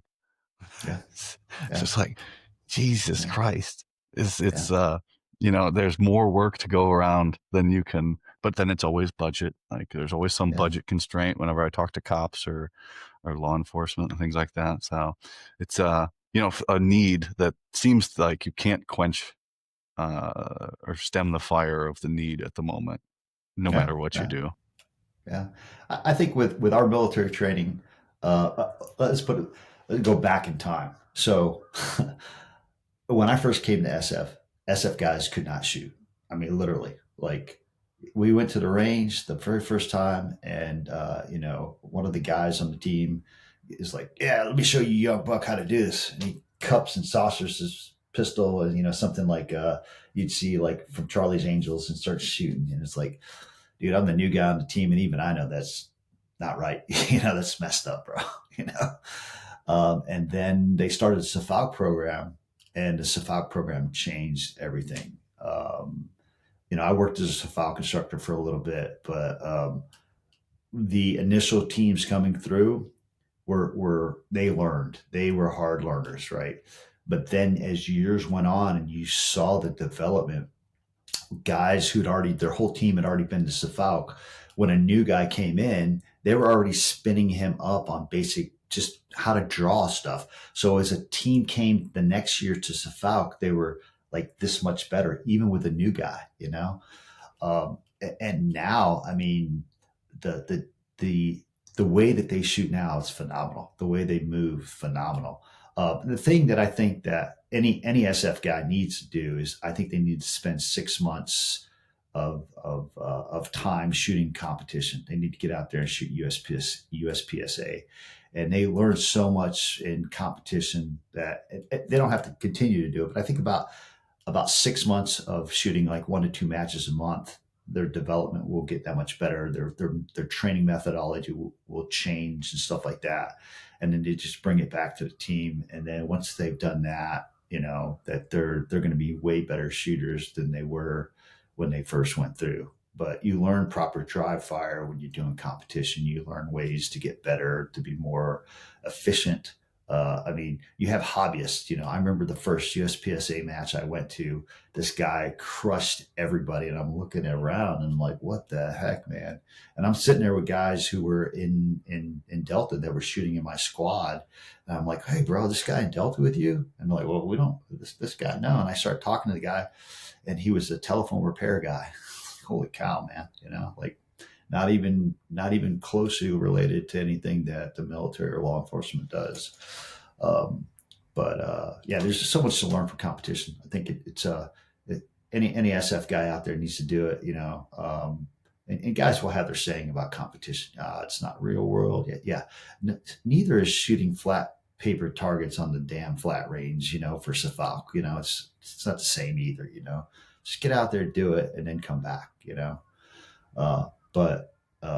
the guys that do, I think, are the kind of guys I want to be surrounded with. They're open minded, realize that there's other better ways to learn. Um, but you know, It's one of those things, especially once you get a taste for it, you just kind of, oh, I can get really good at this. And it's part of my job. And you just get better and better. See, I have uh, waved, pretty much waved bye-bye to the tactical side of things. I'm on the health and fitness side. Maybe there's some overpressure fears there or whatever the fuck. I go, I'm good. It's up. That is. If I have to pick up my stuff again, I tell people if I'm putting my kid on, we are fucked. We are so fucked. Um, but that's my way of things. Somebody sent me the flyer for the tactical games the other day, and I went, oh yeah, I'm yeah, not interested. I'm not interested. yeah. Like the level that those people shoot is, I would take me years to catch up, and I'm just not that committed to firing off that many rounds. No, I don't think so. I don't think it would. The other thing is, there's nothing wrong with, and that's a lot of the things like in the competition shooting world. People are like, "Oh, I need to train up before I go to a match." I recommend just getting out there. Same with the tactical games.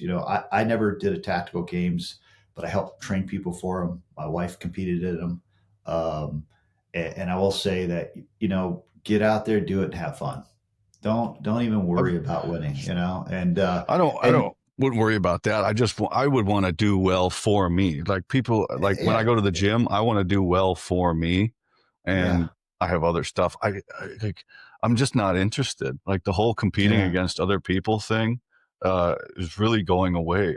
I'm against me, and there's no finish yeah. line. And so that's the other thing is when I go to a match, this is just me, whatever kind of match it is, even if I was to do maybe like say there was a weightlifting competition on base or something like that, I'm not gonna do it to compete. I never at my age, I don't compete in anything. Is what I do is I look at it as an opportunity to see where I'm at and see where my weaknesses are. And so is what I've discovered with matches is every match I ever go to, I try to video and I don't worry about the scores, but I look at what I do on video and go, that's a weakness. That's my next training program. If I go out somewhere, if I enter a weightlifting competition and I didn't get where I wanted to go, like, well, there you go. I know I need to work more on my bench, and it's just the exposure of doing different things. And that's the other thing is, and we do that. We have that A type personality of it's competition. It's not. It's really is what we need to do is look at it as experience. Get out there, do something for the experience, and then see if I like it. If I don't like it, then I'm not going to do it again. Or if I'm going to do it, I'm going to do it infrequently. If you have a concealed carry permit, I highly recommend competition. compete, and then use your competition gear, see where your weaknesses are. My carry setup completely changed based off competition, because if I couldn't accurately and quickly grab my gear, and I created a course, a covert carry course based off of shooting competition. So is what I was trying to do is be able to carry concealed and covertly carry the gun where you cannot see it, but be able to have competition times on the targets. And it was like, what's the sense of being able to carry a gun if you can't access it quickly? Deep concealment is what good is it if you can't get to it quickly? And I used dry fire techniques from competition to be able to get to that point.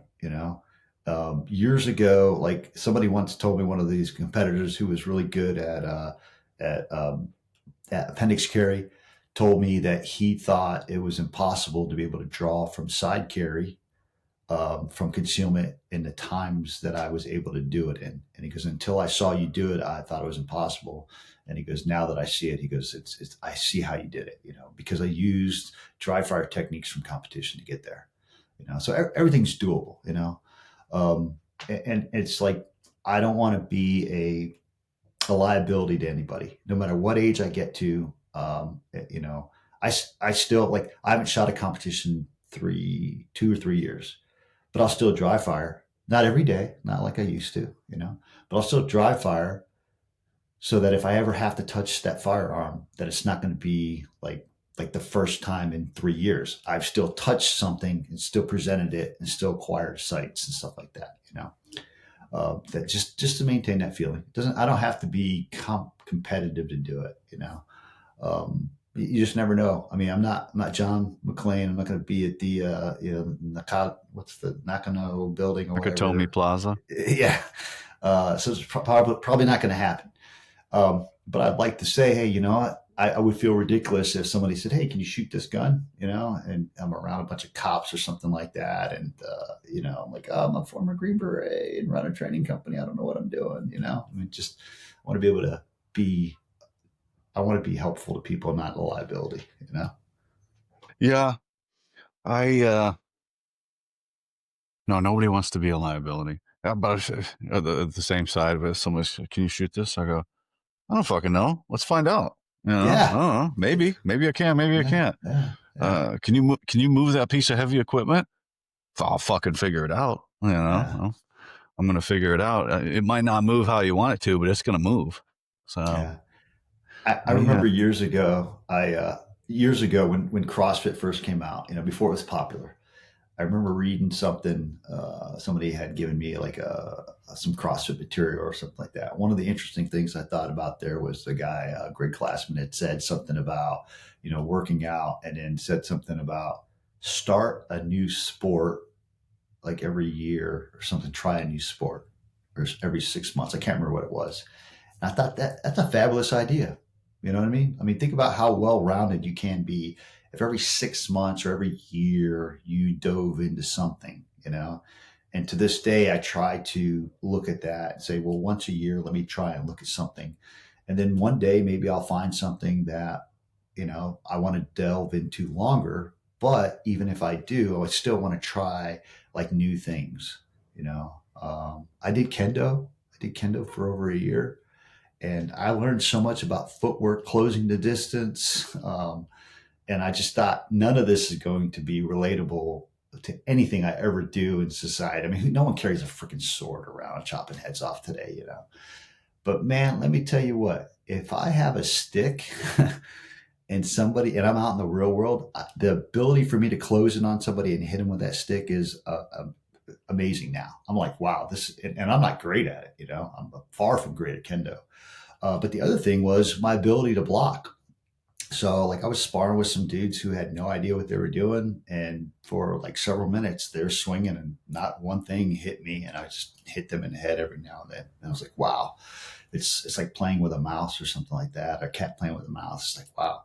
So just to have that, now if I came up against somebody who was been doing kendo for an equal amount of time, they probably kick my butt. But if I come up against somebody who doesn't know what they're doing, I've got an advantage now. and whether it There's be an a umbrella or a stick, you know. there's a deterrent thing with all of it. So I am not going to fight you. But people think that I am tough or will fight just by looking at me, and that's a great Yeah, deterrent. I have yeah, no want or need to fight anybody, but yeah, people will just not fuck with me. I don't. If you hit me in the jaw, oh fuck, I'm fucked. yeah, yeah, I'm in a bad way already. But yeah, it's a deterrent thing of you like two grizzly bears, right? That are pretty much the same size. There's serious injury going to happen there if they actually go to a fight. So you yeah, might have minimal training and somebody might have maximum training, but you might have just enough to fuck them up to yeah, where it's, at all these levels, it's a deterrent of some sort. As long as yeah, man, looking like you know what you're doing can be enough sometimes yeah. to No, stop no, a fight from happening. yeah, confidence. So when I teach like concealed carry and firearms programs, I bring up a study that they did. I think it was the FBI who did a study on criminals in jail who had killed police officers. And one of the interesting things was that how they sized up who they were going to kill when they killed them wasn't just based on size. It was based on demeanor. Sometimes the opening gait when they walked, just interesting things that their confidence. They were like why did you kill that big that 250 pound 6'10" cop and not the woman? And it's like, oh, because she was more aware, she looked more confident, but it was just that. But I mean, think about it. Like you probably have an era or aura of confidence and awareness when you walk into a room too, based also off your background and stuff like that. But it was interesting to read and see this study. Feel free to look it up. Maybe I'm misquoting some of the stuff, but how they chose their victims was not always based on size, and I think that's something that as SF guys that we bring to, the table is that awareness level. I remember I was in Mexico years ago, and I was with my wife at the time, and there were like four dudes that she was carrying like several bags, and we're in this crowd, and these four dudes just were looking at her bags, and I'm just like, I stared at one of them, and then he kind of gave the signal to the other three, and they all left, and it was just that awareness, so I think that's something that SF guys just we walk into an area and we can't get rid of it. We're sizing stuff up no matter how it goes. I mean, I'm sure you're doing the same thing all the time. I mean, may I not I am. consciously do it, but yeah, No, I know. kind of. I know I am. I yeah, it's I think it's pretty common because I see everything that goes on, whether it's on the road, whether driving. I got this philosophy that I apply to really all of life, but it's about driving specifically. Is the most expensive car on the road is a $500 car, uh, bar none. It's not the Mercedes or the Bentley or any of that other stuff. It's a $500 car. They don't have insurance. They don't have a license. They're not stopping if they hit you. That is the most expensive to my life is a $500 car out there because I'm going to break for that car, but I always give way to that cheap car that's flying around, no turn signal, no nothing. Hey man, you own the road. You you have the right of way. Go ahead, and I'm going to let them go by every time. I'm not going to interfere with them at all. And you can do that with life. That person that looks like they don't care about their life, let them be because they can really do a number on mine. If I stick my nose where it doesn't belong or I'm not protective of them coming after me, I'm not paying attention. You can apply that to anything. The most expensive cost to your life is the lowest common denominator. And that's what I told my wife when she moved here. I said, see that car there? That's a $500 car. Always give right away to that car. I'm like, Yeah. why? Because it'll kill you. They'll kill you and then they'll run away. So Yeah. Wow. Yeah. Uh, I think it's true. But so What did it start out with? How long did it take before you got to the point where I can't believe that this is my business now? That's a great question. The first couple or so, the first year or so was kind of like an experiment almost. And then I had ran a couple classes, and then the NRA, because I was close to the NRA headquarters. The main range there had asked if I did carbine classes because they had and it was a time when they were looking at AR bands, AR assault rifle bands and stuff like that. And so people were buying these M4s and AR variants and stuff like that. And so the NRA range that I knew someone down there had asked me if I, ran classes for stuff like that. I'm like, yeah, yeah. And then they're like, oh, would you be interested in teaching some of that here? I'm like, yeah, yeah, potentially, but let me get back to you. And then the NRA training division I was talking to some people that worked there about helping develop a AR variant type a class with them. And the next thing you know, a couple guys got together, and one of the guys from the NRA, and we just started running classes together, more carbine specific type classes. And we ran a couple at the NRA range, and they became very popular. And then we just started running them at outdoor ranges, and then kind of separated ways. And then I got a new crew of folks who were just almost like being on an ODA. Like these guys that work with me today are phenomenal. I had one guy, he was a seventh group guy who was going to school in Baltimore, and he just kept coming to the same classes over and over again. I'm like, bro, like, what are you doing, man? He's like, I go to this really liberal school, man. He goes, it's killing me. Because if I'm not around like guys like you and on the range, because I'm gonna suck start my Glock, I was like, bro, instead of coming down here and going to the classes, why don't you just jump in and start teaching? And bro, he just knocked it out of the park. And then the rest of the crew, same thing. He's left. He's gone on. I think he's doing a master's program now. But still great friend. But the guys that I have now, like they're always communicating with each other. They're always training together. They shoot competitions together. They're always looking at doing. I mean, it's fire and forget, man. These guys are some of the best trainers in the world.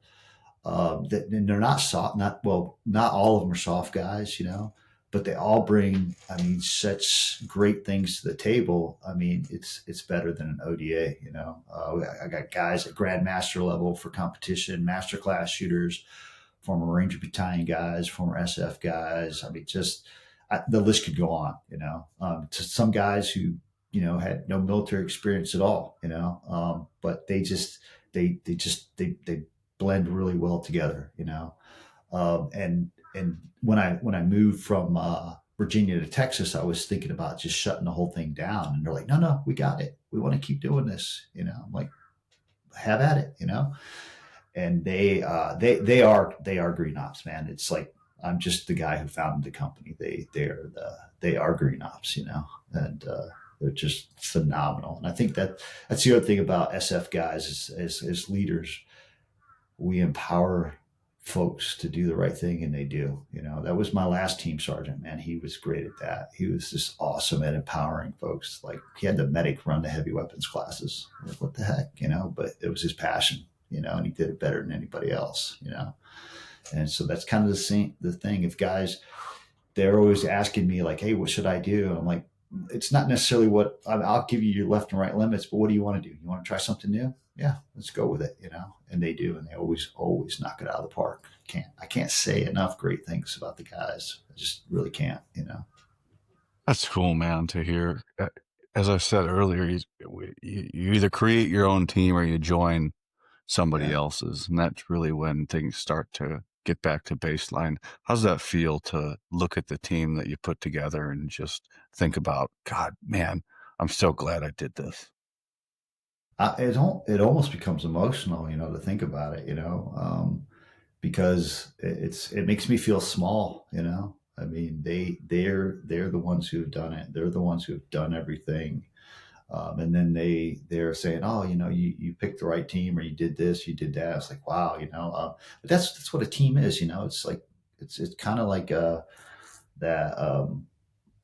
that good to great philosophy. I don't know if you've read the book or listened to it. I highly recommend it. But I feel like I'm a character, or one of the people from that book is, the CEOs of the great corporations all say the same thing. They're like, it wasn't me, it's the people. And it's because they were able to pick the right people. I think that's the uniqueness about SF guys, is we're able to pick the right people and put them in the right place. And that's huge, you know? Yeah. One thought I've been, people message me like, oh, your Instagram's doing this, or, you're, you seem to be everywhere.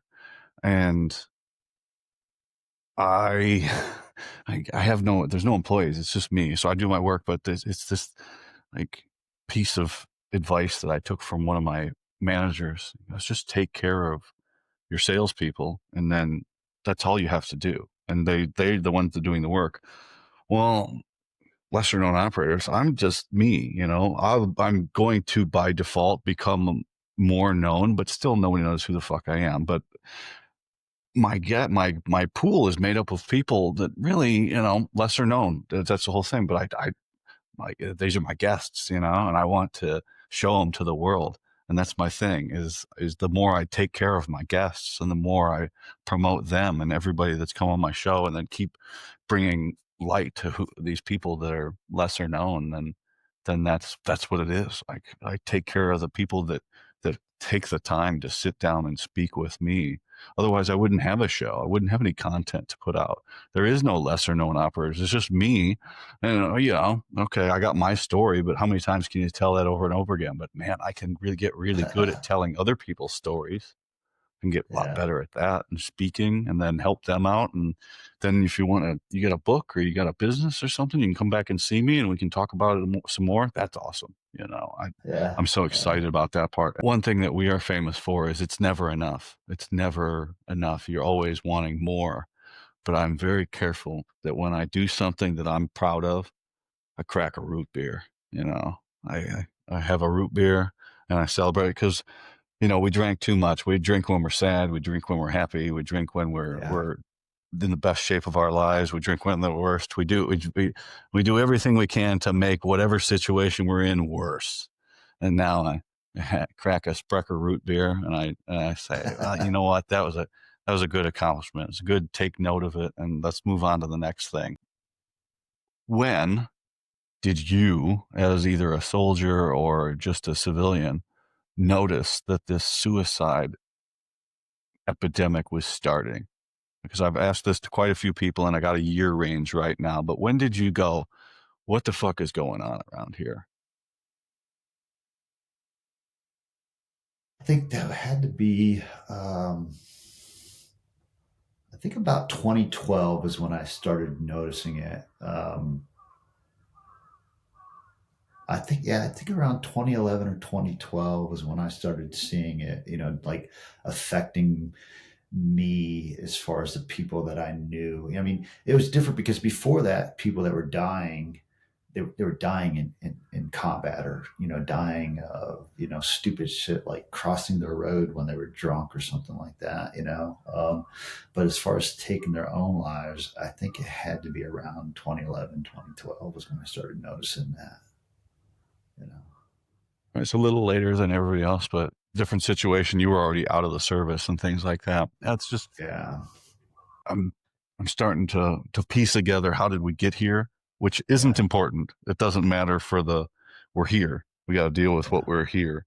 But for my Yeah. situational awareness, I'd like to have as much information as I can and things like that. But Yeah. it's all feeds into whatever this is, with moving Yeah. forward, with Yeah. interviewing people and making content and talking about it. Because I think that's the thing that's been lacking this whole time, is we treat it like it's a cold, like we're gonna get sick, and Mm. we're Yeah. gonna get the sniffles. I don't want the sniffles. Do you want the sniffles? No, No, I not don't at want the all. Not at sniffles. all.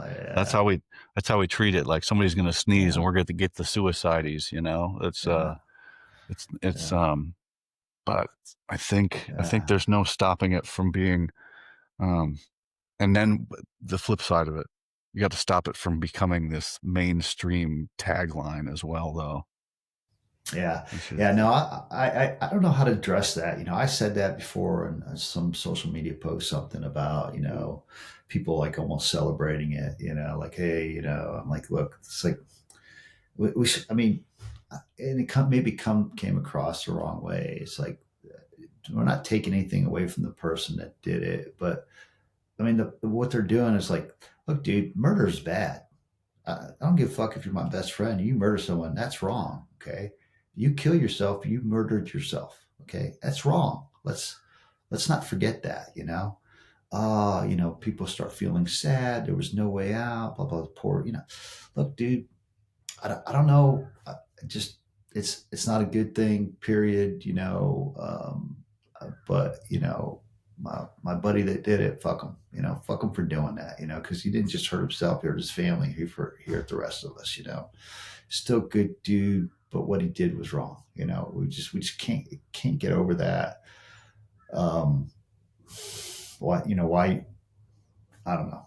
Maybe he didn't call me. Maybe I didn't answer. It just I don't know. Just it's one of those things where I don't think we're not looking at it enough. Again, the solution is probably to take an ODA, have them sit in a room, and then say, look, study this, let's figure it out, find out what the problem is, let's find a way to correct it. And I think there are people out there who have kind of come up with somewhat of solutions, preemptive solutions. I think some of the things that we've discussed, I think other people are advocating the same thing. Unity, teamwork, staying progress or staying involved in something. A tribe. it. I've going the other. It's a standalone. I can only control me, and I can influence by what I do other people.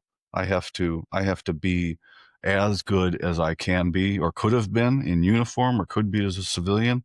I have to live up to that, and that's what I Yeah, can affect, and that's what I can do. I did get the call, and I answered, and I'll never get over that. So I have that's just something I have to do now. This is yeah, a gift that I don't want, and it's never going to go away.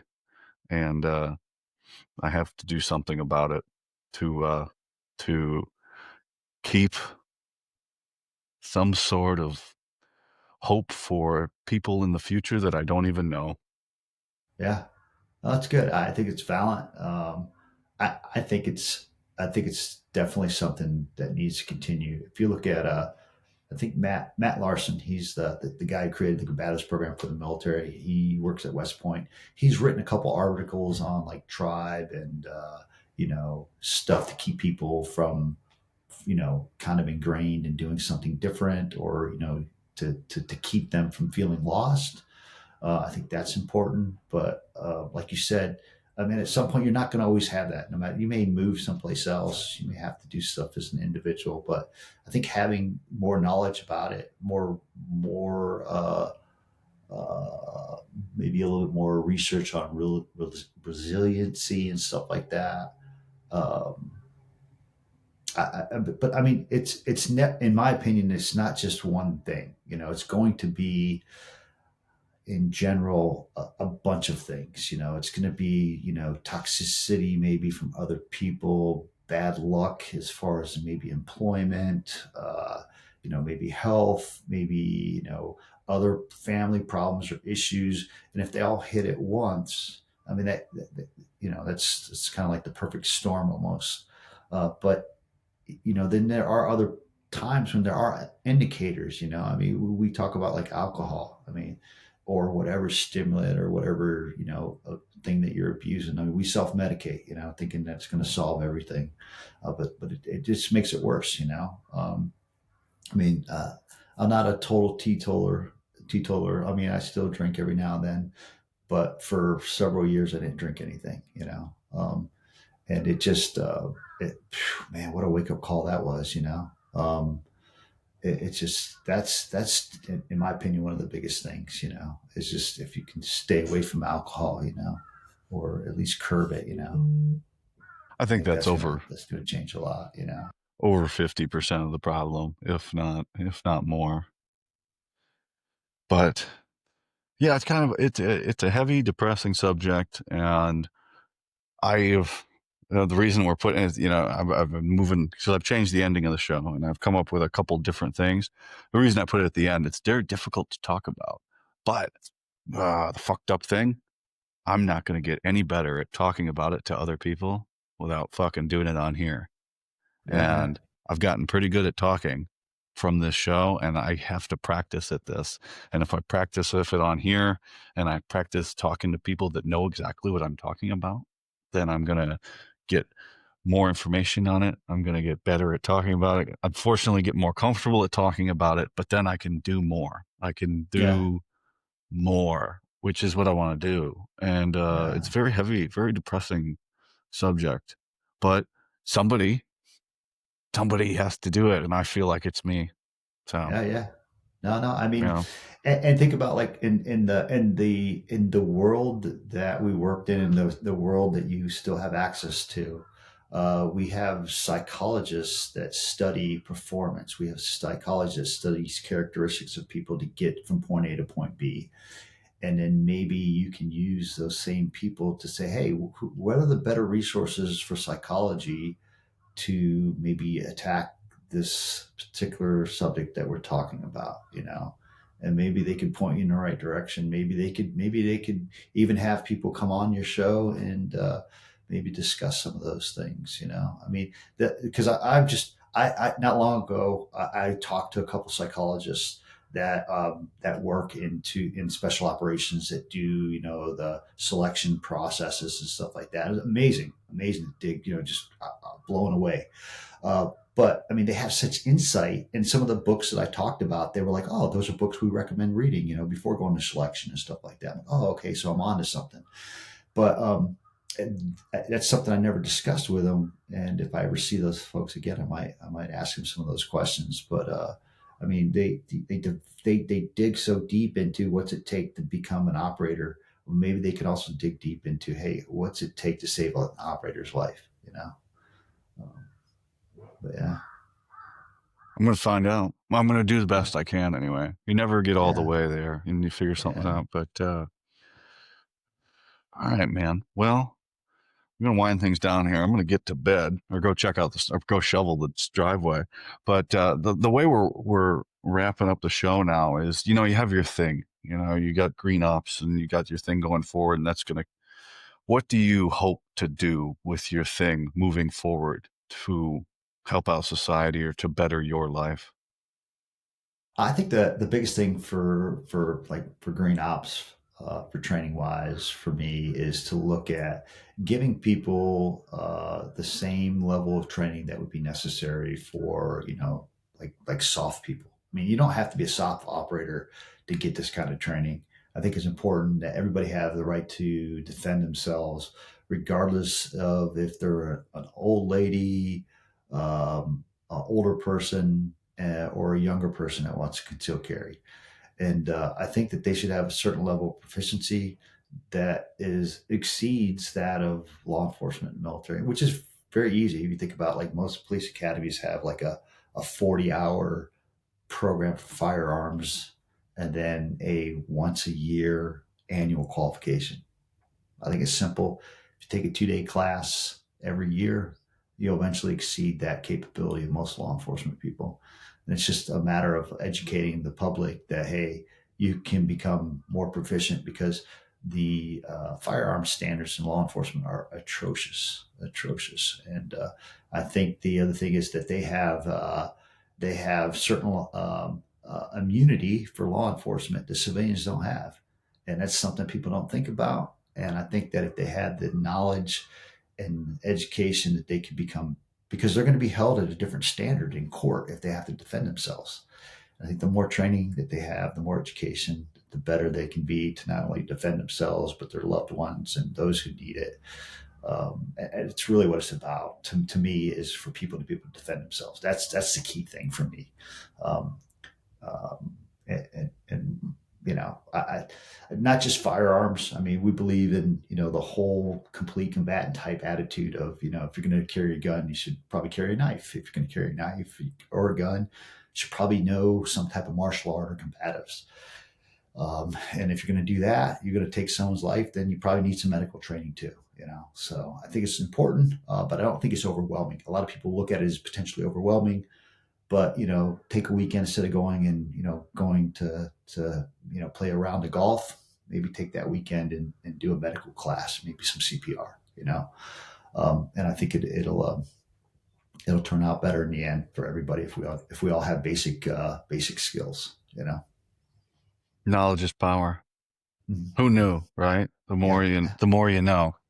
yeah. Well, brother, I appreciate you coming on and talking to me. And as I say now with everybody, now you know me and I know you. And if there's any way that I can help you or anybody that you know out, please do not hesitate to reach out to me. Right on, right on. Yeah, same here, man. If you need anything, let me know. All right, I appreciate it. Absolutely. No, thank you for coming on. Well, bye, everybody.